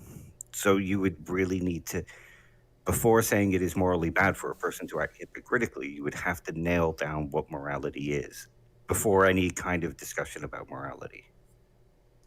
all right, I disagree on that point. I believe that the Christian and the Muslim have a fundamentally good enough understanding of what morality is to allow them to communicate in English in the first place. And so it's like even if they disagree on the specific parts of what God is telling them to do, at least they both understand that if they believe God told them to do one thing and then they do another thing, then that would be a case of hypocrisy. Um, and so I think the basic definitions are already understood by most people to the point where I don't need Okay. to go into that much But detail then here. then we bring in the atheist that argues that all morality is subjective. So they wouldn't think it is morally bad to act hypocritically because morally bad is just whatever they believe to be good or bad at the time. And I would debate with them. Let's actually debate about something that we actually disagree with instead of in hypothetical. Okay, name something. All right, first of all, do you believe it is morally bad for a person to act hypocritically? No. Why not? Because in the sense of something like, imagine a father promising to take their son to the cinema, and instead a job offer comes up. And this job interview is for a dream job that would allow them to live even better. He has promised his child to take him to the cinema, but instead he goes to the job interview. That's acting hypocritically because he might believe it best to take his son to the cinema because he's made a promise and you shouldn't break promises. But the job interview has more value for them, so he goes to that. So he has acted hypocritically, but he has not acted immorally.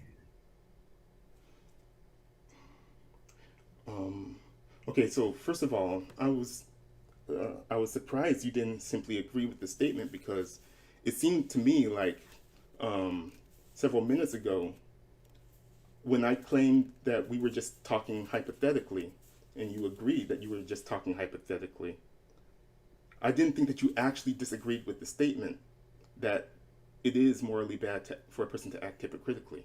Um, so if you actually do disagree with that statement, then yeah, we could actually get into this in earnest. Yeah. It's I like mean, you I said, could even argue it in a devil's advocate kind of way. I don't want a devil's advocate position. I want your actual position. Okay, then yeah, I don't believe it's always immoral. How do you word it? Always morally wrong? Yeah, that's Is that the fine. wording you generally prefer to use? You don't believe it's morally bad for a person to act hypocritically. Not in every instance, no. Okay. So so it's like before we even get into a discussion about, you know, is it yeah, like this would be the first thing I would want to convince you of before we get into discussions about other action, the morality of other actions. So the example that you gave here, this would count as an example of hypocrisy if the father believes that it is morally good to always keep your promises, and then he breaks his promise, right? That would be an example of acting hypocritically. Um, and so I would say that, like in this example,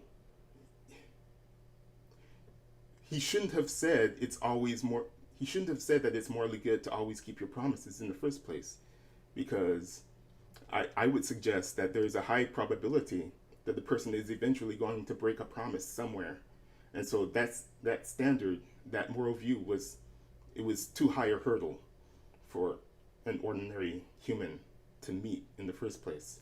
And so caveats should have been added to that statement before he said it.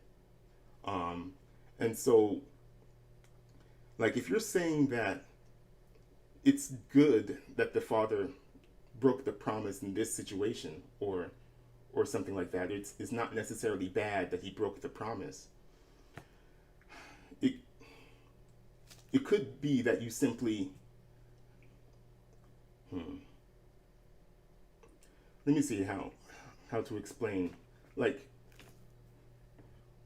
imagine that I say, like, for example, one of the actual views that I do hold is that it's morally good to work hard at work, right?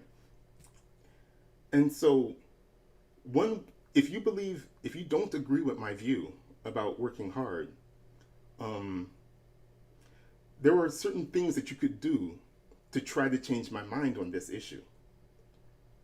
You could point out that actually working hard is not necessarily good because of this, this, and this. And if that doesn't convince me, you can go into and further say, "Hey, Chris, like, um, In fact, when you say that you're working hard at work, you're not actually working hard at work, because I've seen you taking breaks at this time, and this time, right? You're taking breaks, so you yourself are not following your own moral view that you the way you laid it out. And so there are multiple ways you can go about trying to change a person's mind on this. But like one of the best ways is to point out a person's hypocrisy. So when you start accusing me of being hypocritical because I'm taking breaks, that's a very effective way in my view. And so that's, if you don't specify that hypocrisy is bad, you're taking away one of the most effective tools at getting people to change their minds. You Do you disagree with anything I said? I sort of do, because that's too simplistic of a statement. Working hard might not necessarily mean not taking any breaks, because you need breaks. So to say that working hard, taking breaks is hypocritical to the idea of working hard, um, that's not necessarily the case. Okay. Um, is there anything else? Okay. So what about what I'm saying about the tools in your arsenal when you're trying to change a person's mind on an issue of morality? One of the biggest tools is to point out the way in which they are acting hypocritically. Do you disagree? Um, yes.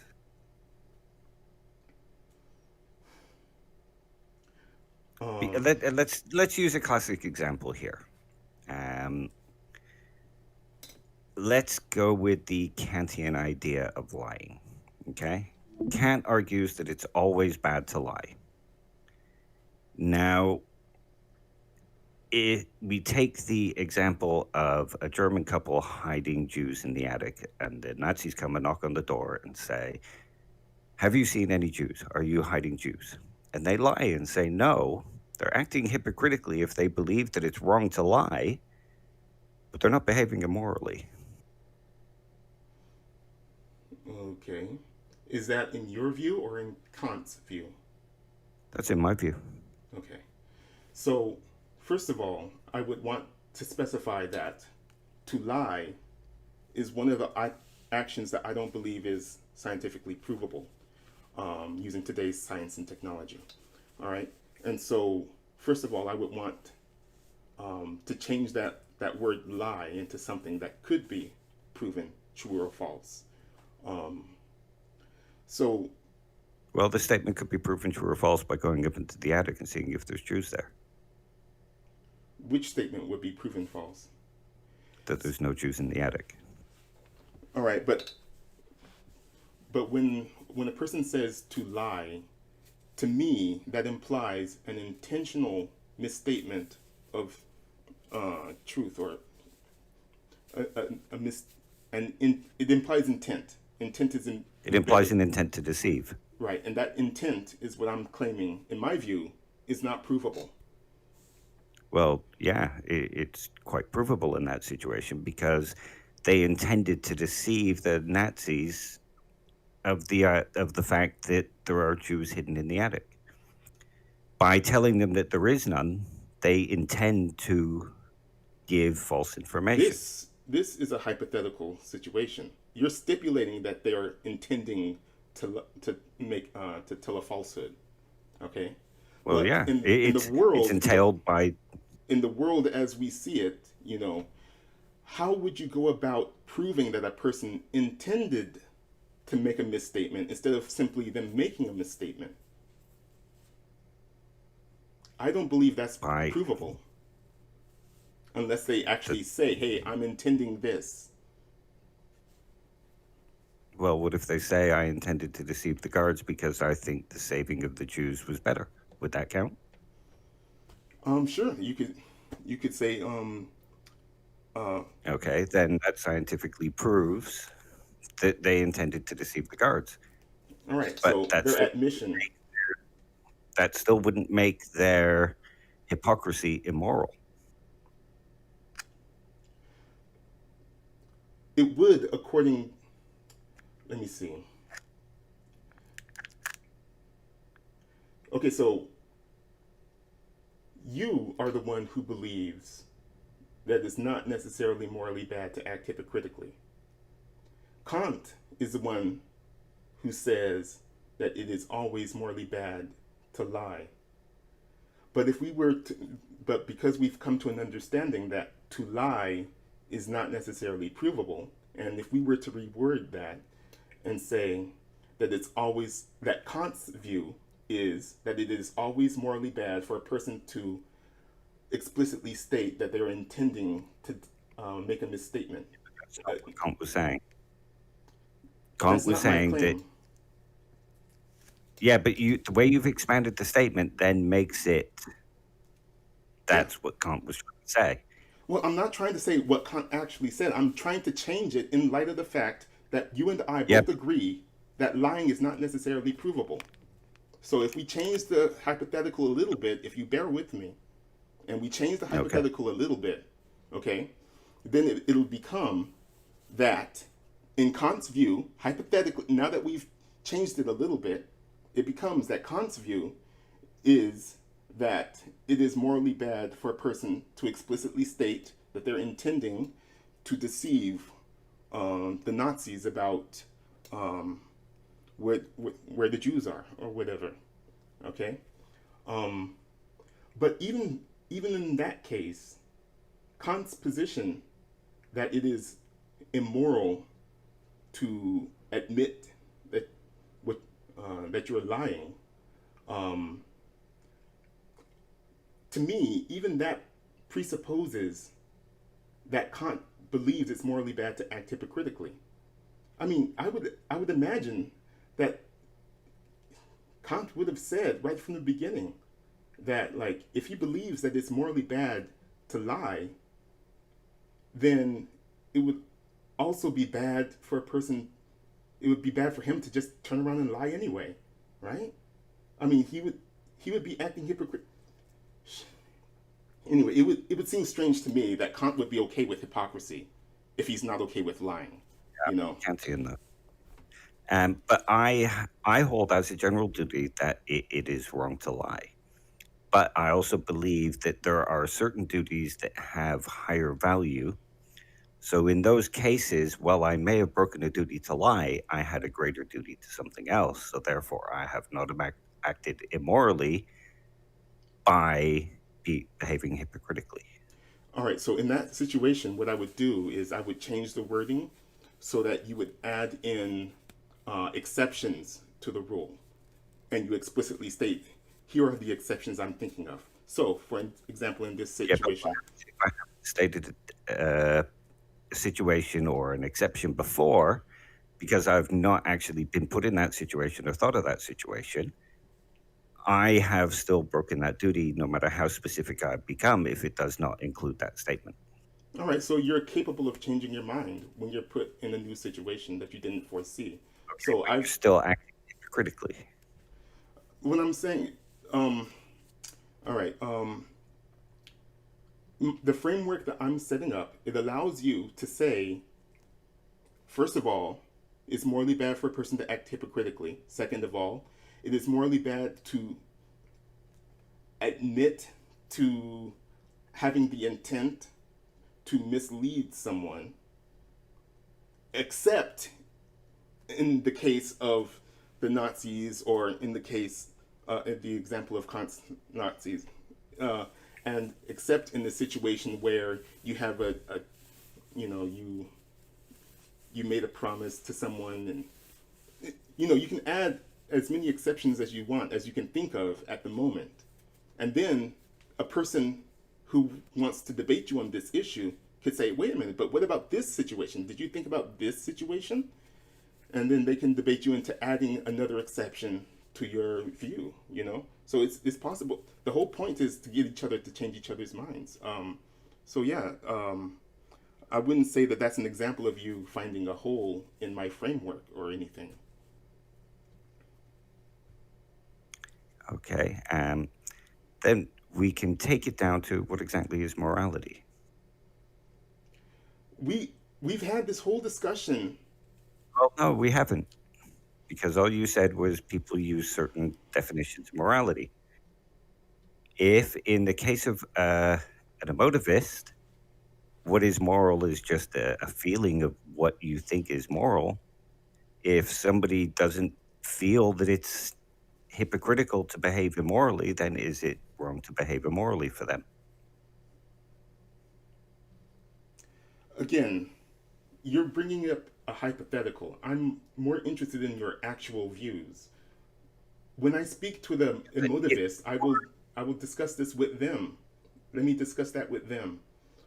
Right now, my hands are full trying to get you to see that making the statement that it is morally bad to act hypocritically is in fact a good basis for us to have a discussion, disagreement on morality.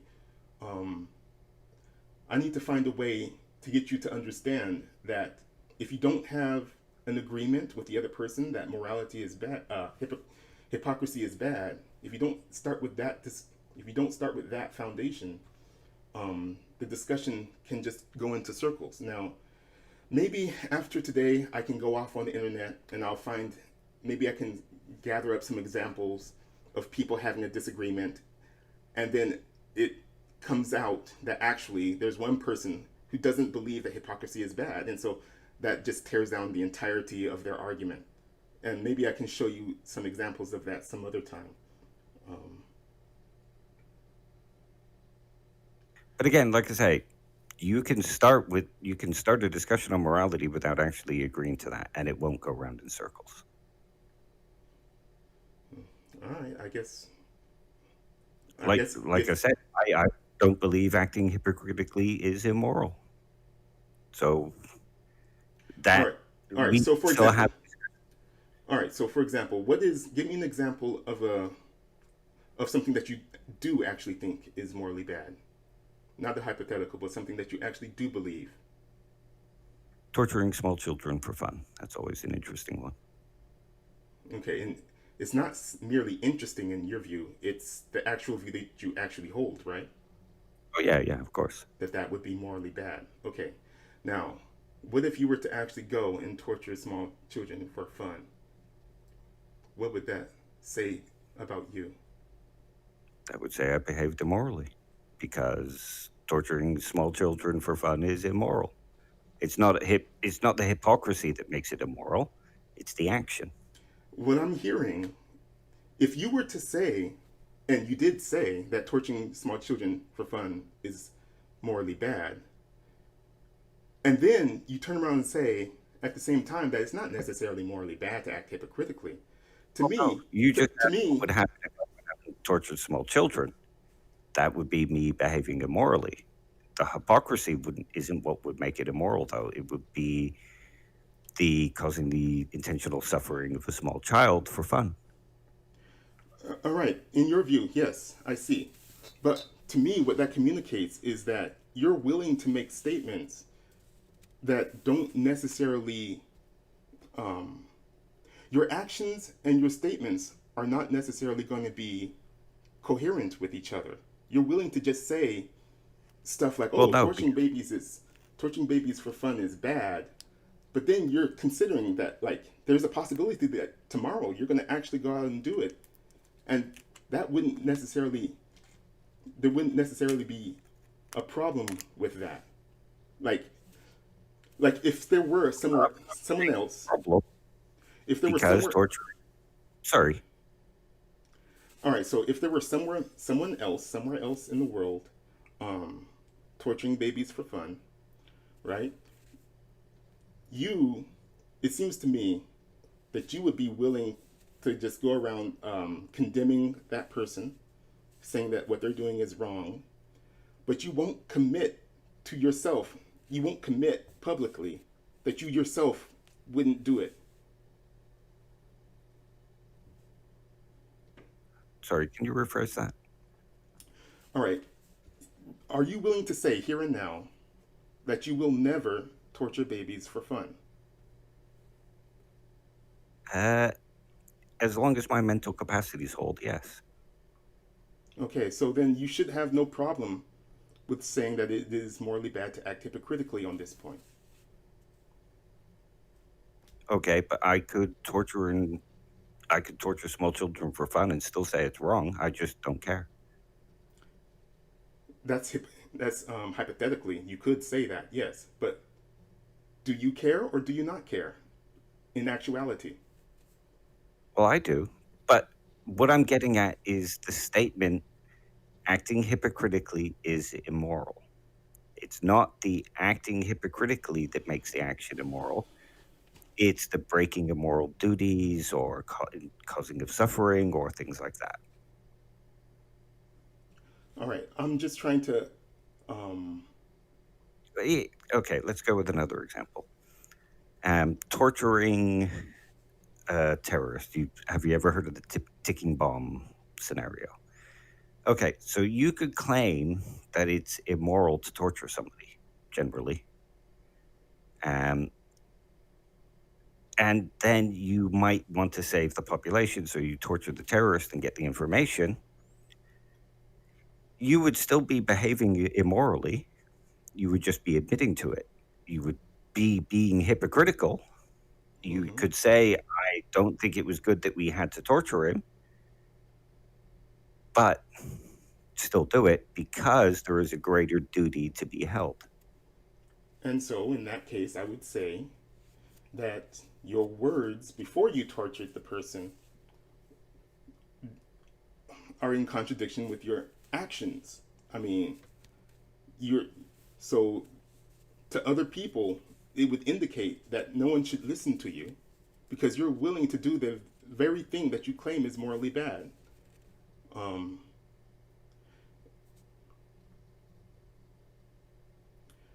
yeah, so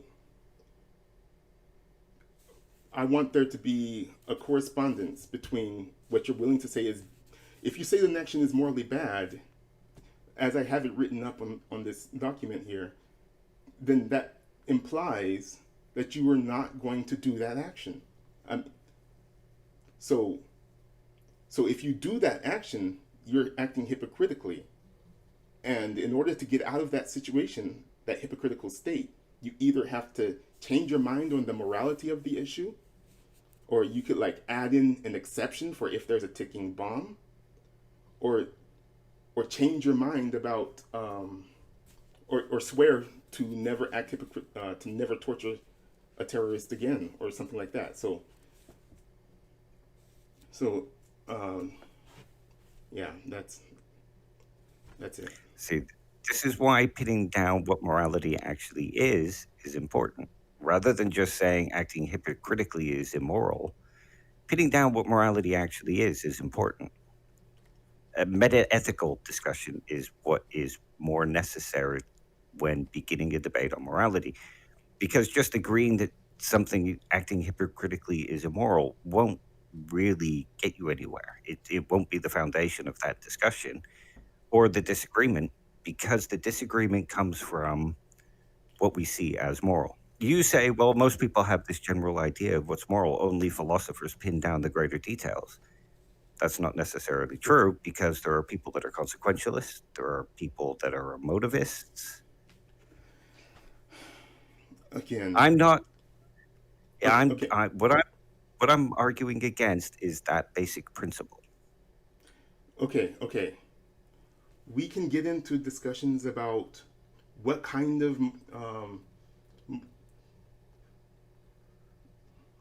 different people can have different moral systems. That's fine. I'm okay with that. That can happen within the framework that I'm laying out. Okay. Um, like even now between me and you, the way I would frame this conversation that we're having right now is that I'm trying to use statements that I believe are true and logical to get you to change your opinion on my rule 4. Okay? Because I believe it is morally bad for a person to act hypocritically. You have explicitly stated you disagree with that position, and I am currently in the process of trying to get you to change your opinion on that specific statement. Okay? And you're trying to change my opinion and try to get me to realize that that rule is not an important one. Okay? And so we are trying to change each other's minds. I would call this a debate in my particular parlance. I understand you would prefer me not call it a debate if it's not a formal, structured debate, perhaps. Um, and we can have a discussion like we're having right now. You think that pinning down the exact type of metaphysics I'm using, or Meta. meta-ethics that I'm using is important, but I'm saying that actually, so we're going to have a fundamental disagreement about that, because I should have said this at the beginning for the people who are just watching and don't know, but I don't believe that academic philosophy is very useful. And I believe that there is no useful kind of academic philosophy that is not already being done by people who do not study academic philosophy. And so I do think that philosophers have been arguing in circles, and some of them explicitly come out and say that they're proud of that tradition of rehashing old ideas over and over. But I'm trying to ground it in more of something that'll move forward, like science. Science makes progress, in my view. And I like, that's why I like science more. Okay. All right. Um, so hopefully your viewers or the people watching might be able to explain better why it is that you should not be okay with people acting hypocritically. Um, and maybe I'll be able to scrounge up some details of people on the internet going in circles because one of them doesn't actually believe it's hypocritical or morally bad to act hypocritically. Um, so, Philip, I mean, do you have anything to add? No, I don't. I don't think so. I guess I just strongly disagree with your last statements there about philosophy, but I mean that Do might be a you, thing that we. by the way, do you believe it is morally bad for a person to act hypocritically? Um, I would actually agree with Dave there. I think you have to sort of define, like, in my opinion, probably you could make a case from that because, like, I would call myself roughly a consequentialist in a way, and so I think um, I could say that acting hypocritically is morally bad. But in a sense, I also think that it is. I get what Dave was saying. Like, if you define already like an action or a set of actions as bad, then like you instantiating them makes it bad. You don't need to say, well, that is sort of in contradiction with each other. Like you can say, well, in my view, that is bad. And so if I were to torture small children, that would be bad because it is my view that torturing small children is bad because of the consequences, let's say. Okay. But you could also say that acting in ways that do not reflect your beliefs in general could lead to bad consequences, something like that. Okay, so that was a So hypothetical. What is your actual position? Do you believe that people? So you, I think I understood you as saying that because of the consequences, it actually is morally bad to act hypocritically. Is that your position? I would say most of the times, yes. It's not a general thing, but yes, most of the time that would Can be you think true. of a counter example? A counter?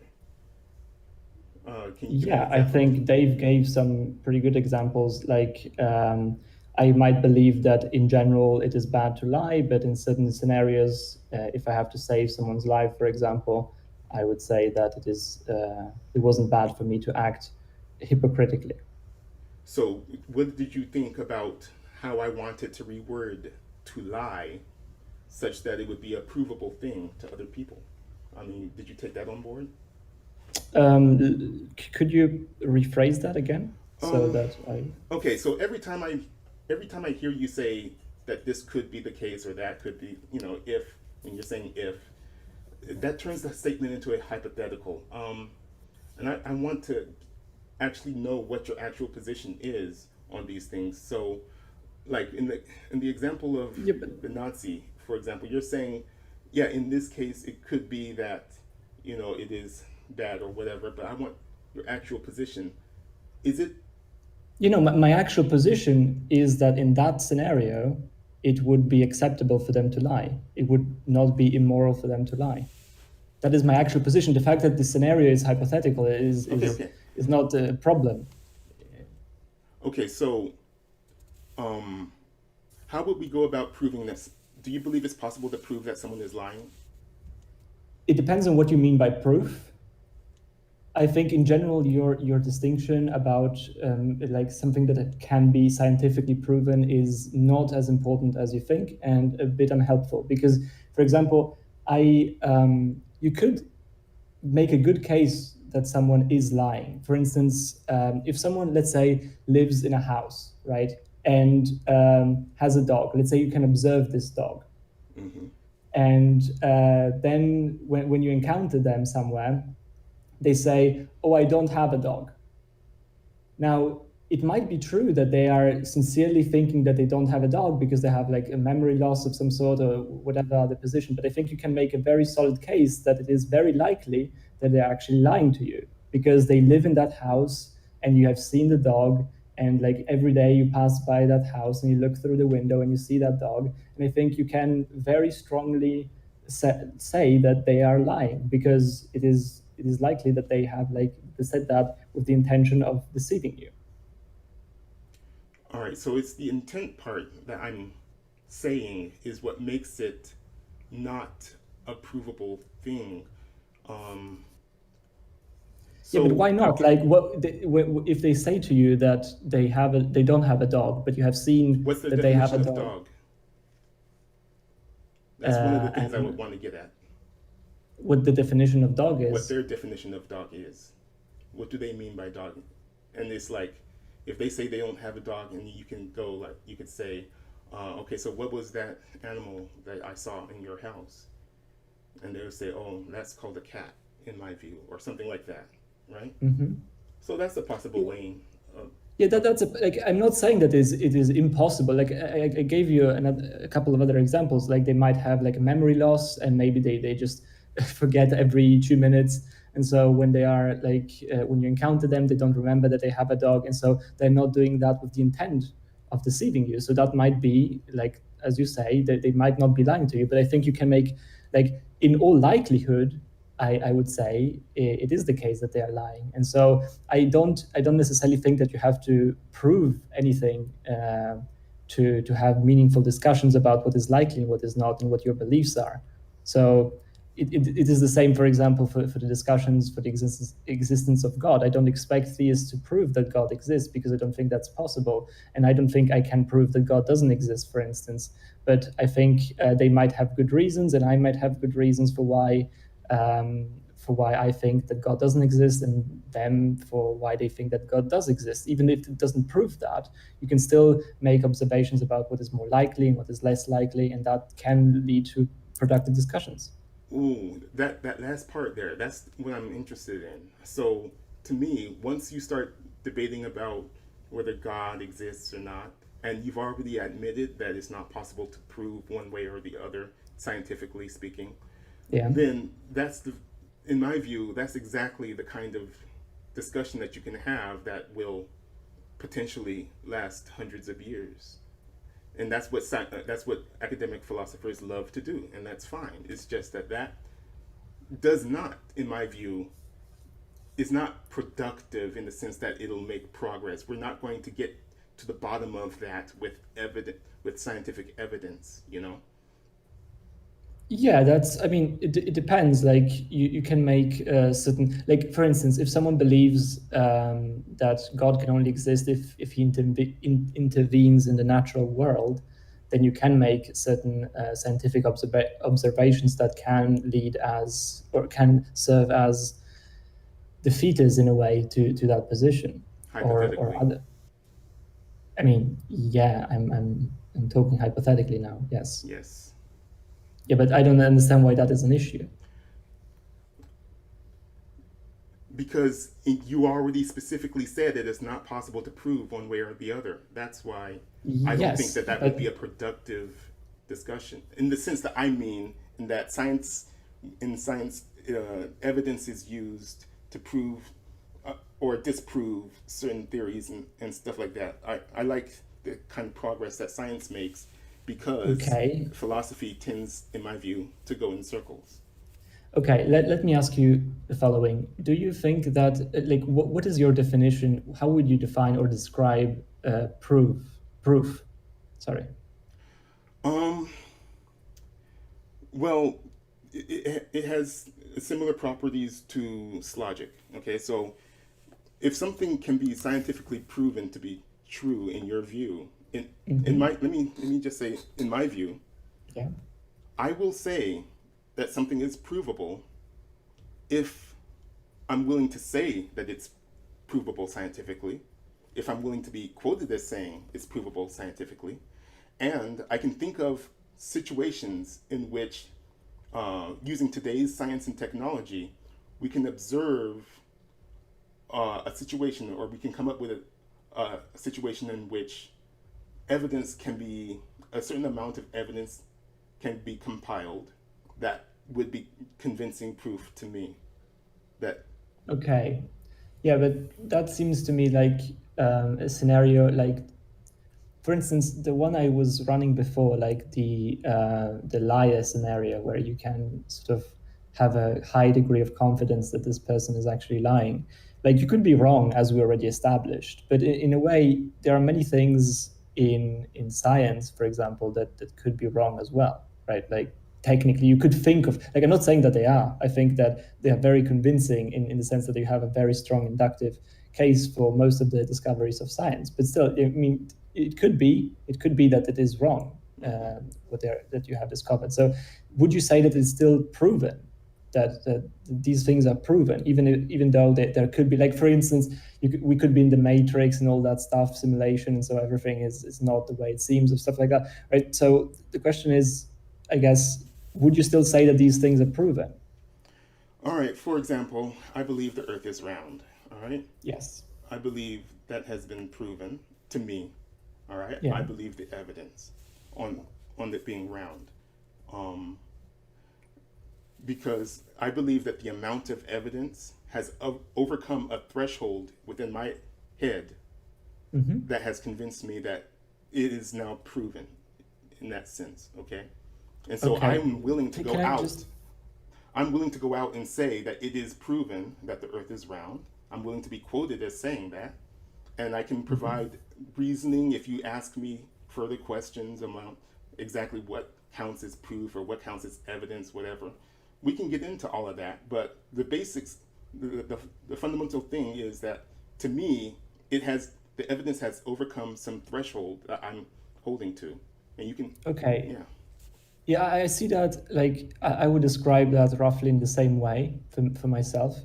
Um, would you say that there are different thresholds for, like, what you believe and uh, what you would say is proven, right? For instance, I think, like, I believe many things that I don't necessarily, that have not met the threshold in my head for proof.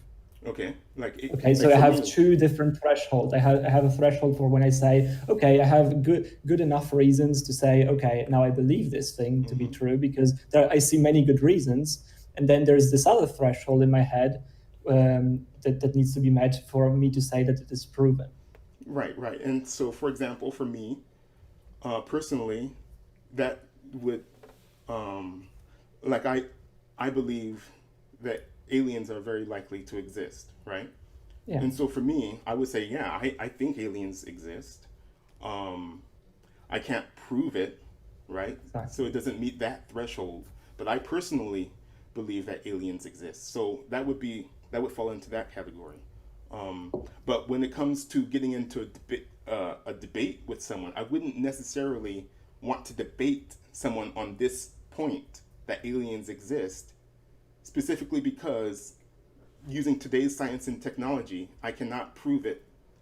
Um, and so I would only want, so that the discussion would not be productive in that sense. I would want, I mean, but I don't think I agree with, like, okay, I get that you want to restrict the debate spectrum to only these types of debates, and that's fine, right? Like someone can decide to do that. I don't have an issue with that. But like I think I don't see why you would, like, personally, I still find it a productive thing to just discuss things that I believe to be true, even if I don't think they have met a threshold of proof necessarily. Like I think it would be still a productive discussion, like debating the existence of aliens, for example, as you said.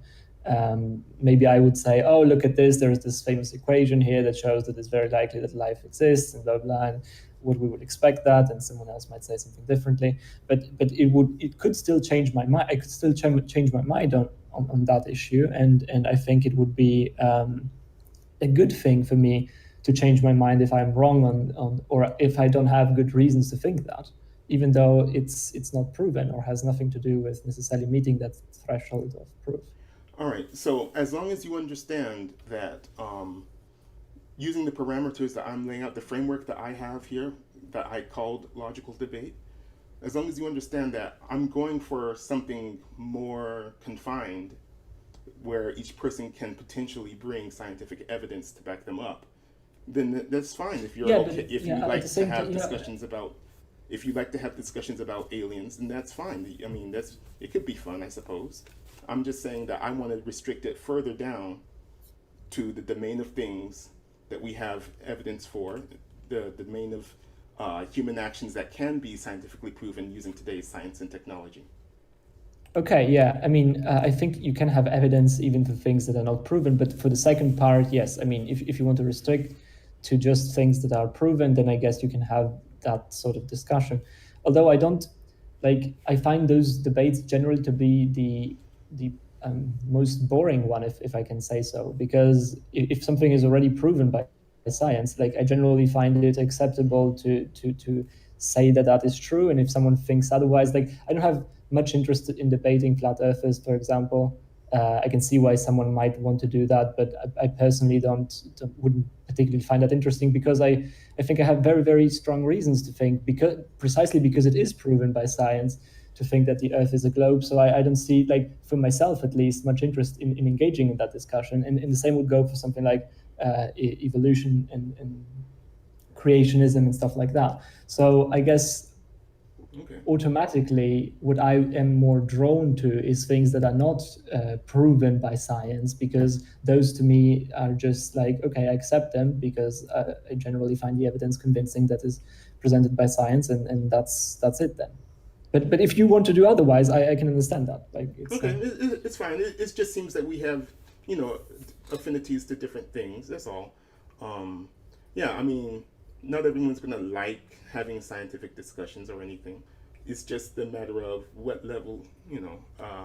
I'm just trying to restrict it to things where you could potentially bring scientific evidence to back you up.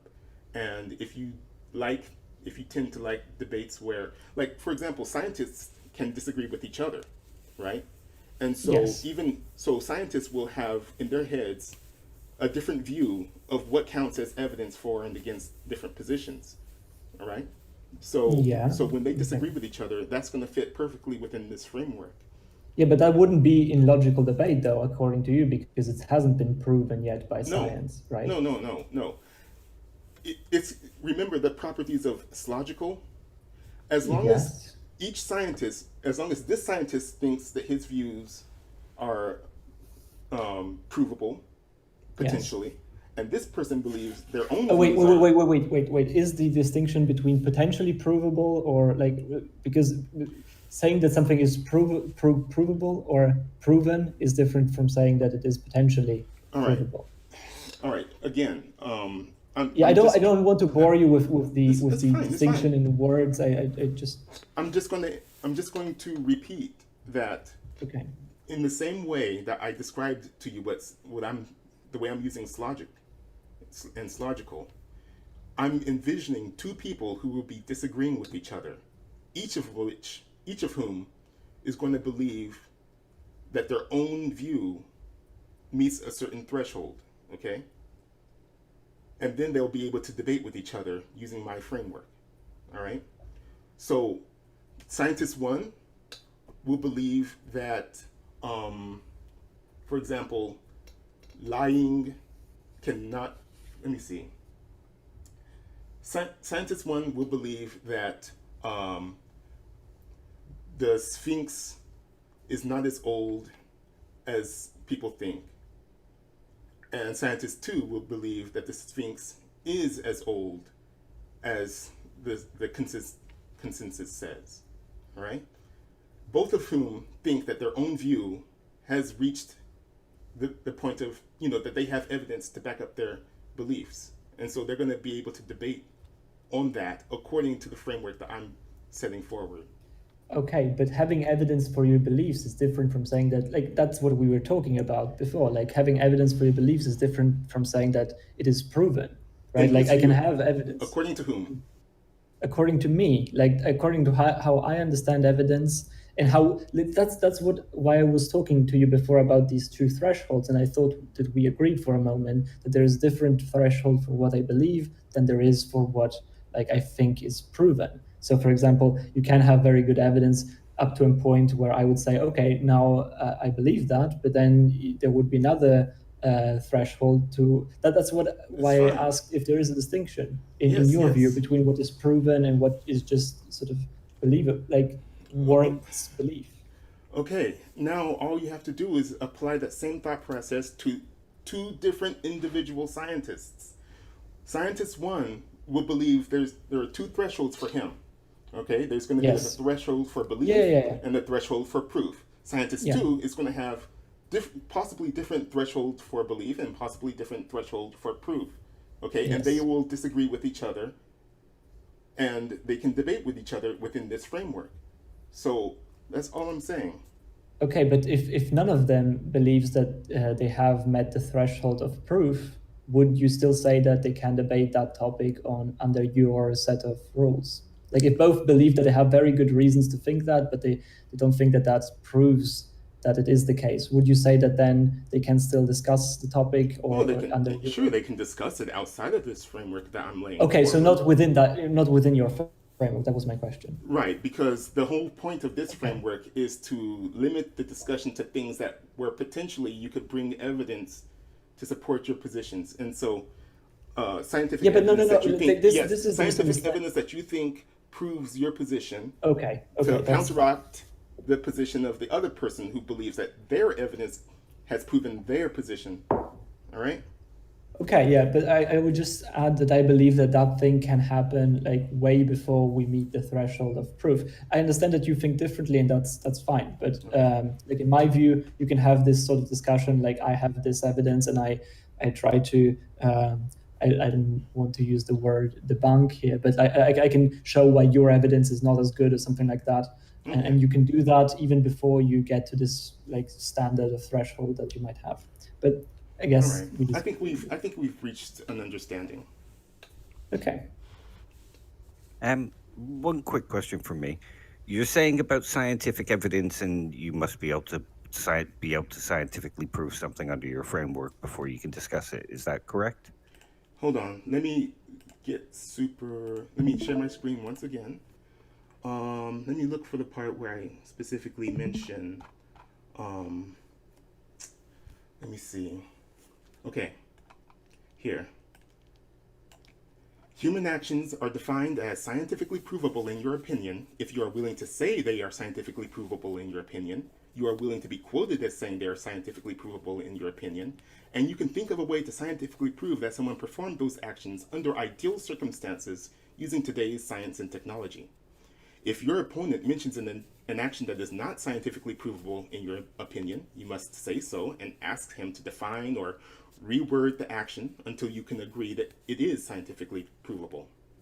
Okay, or for example, you could ask him, how would you scientifically prove that someone performed that action under ideal circumstances using today's science and technology? Okay. So scientific proof isn't necessary to be able to debate a topic under your framework. You would need to, because of Rule 3. Like, what if you agreed that there could be no scientific proof for something? If you agree that there could be no scientific proof for something, then that would fall outside of Rule 3, which says to limit debate to human actions and facts that are scientifically provable using today's science and technology. So you can still have the discussion. It's just I wouldn't call it the kind of debate that would lead to people changing their minds more easily. You could still have that debate. I just wouldn't call it logical debate the way I'm defining it here. That's all. Oh, okay, but you include debates about morality in this, don't you? Yes. Okay, can you scientifically prove what morality is? Isn't morality conceptual rather than physical? What I would say is that when you say an action is morally good or morally bad, the action that you're referring to needs to be it needs to be a human action that could conceivably be scientifically proven using today's science and technology. So when Okay, you're but talking about but so that all I'm doesn't trying to get at contribute. so all I'm trying to get at is that when people are debating about morality, I want them to debate about the morality of actions that could conceivably be scientifically proven, and I want to limit the domain of the debate to those actions only. Okay, but just general conceptual moral debates do that as such. I guess we are gonna. I guess we dis- Well, disagree. I guess. the the concept of morality is about discussing human interactions. Even if they're hypothetical human interactions, they're about discussing the good and bad. Oops, sorry, hang on. Yeah, I'm stopping the screen share. Yeah, I was just closing it down so in the recording we all come back. Um, yeah, but you're still stuck with the problem of being able to prove scientifically what morality is because morality is conceptual. I'm not. That's why there's debates going on about what exactly it is. It's because of I'm not interested in scientifically proving uh, what morality what morality is. I'm not interested in that. I mean, philosophers can do that on their own or something. I'm interested in limiting. Like I said, I mean, do you at least understand what I'm trying to do? Yeah, you're basically trying to say discussions about morality should only be about actions that we can show that humans make using science.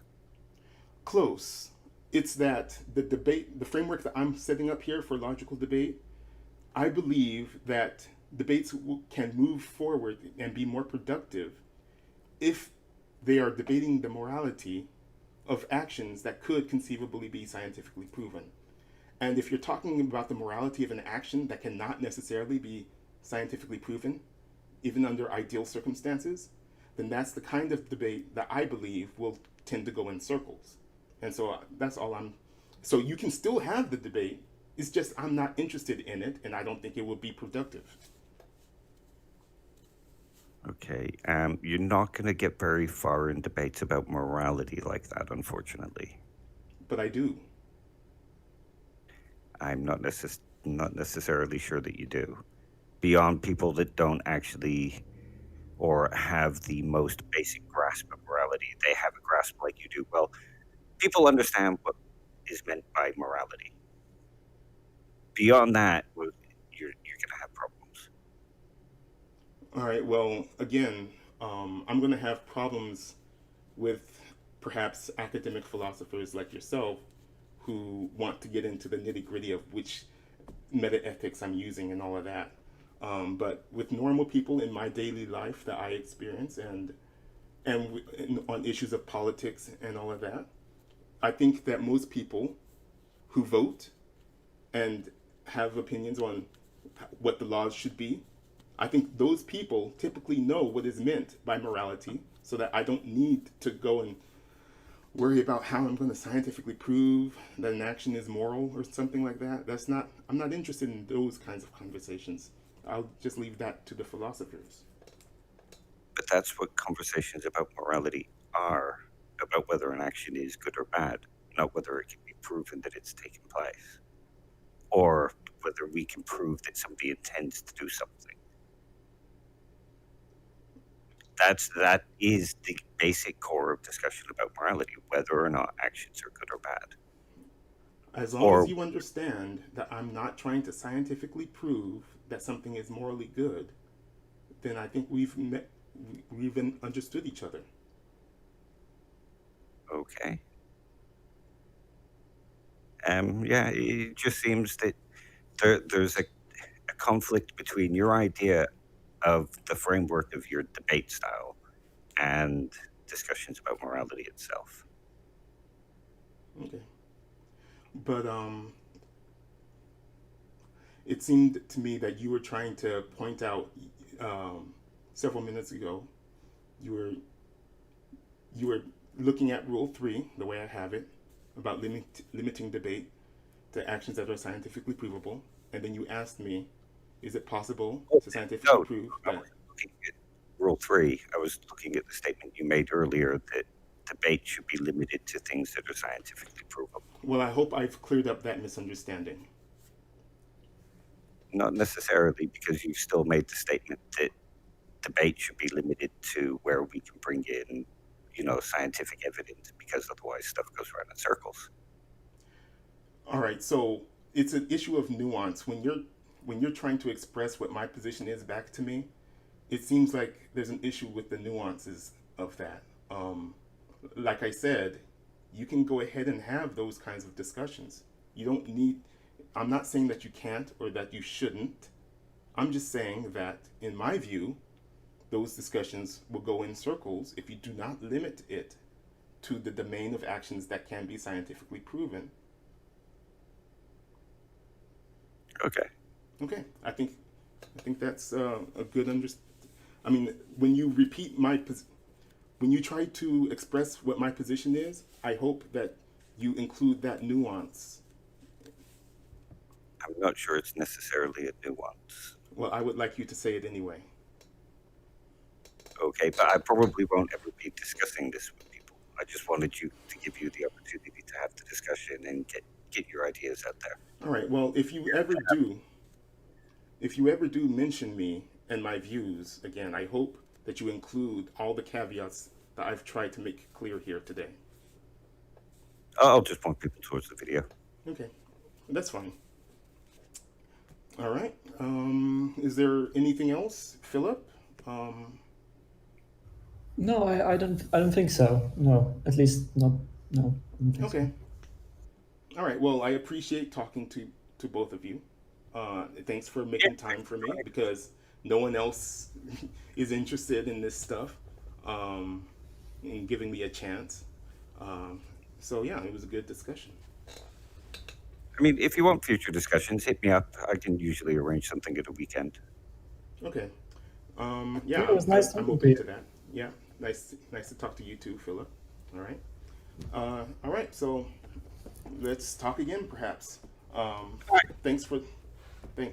Bye. Yeah, my pleasure. Take care. Have a great day. Uh-huh. Bye.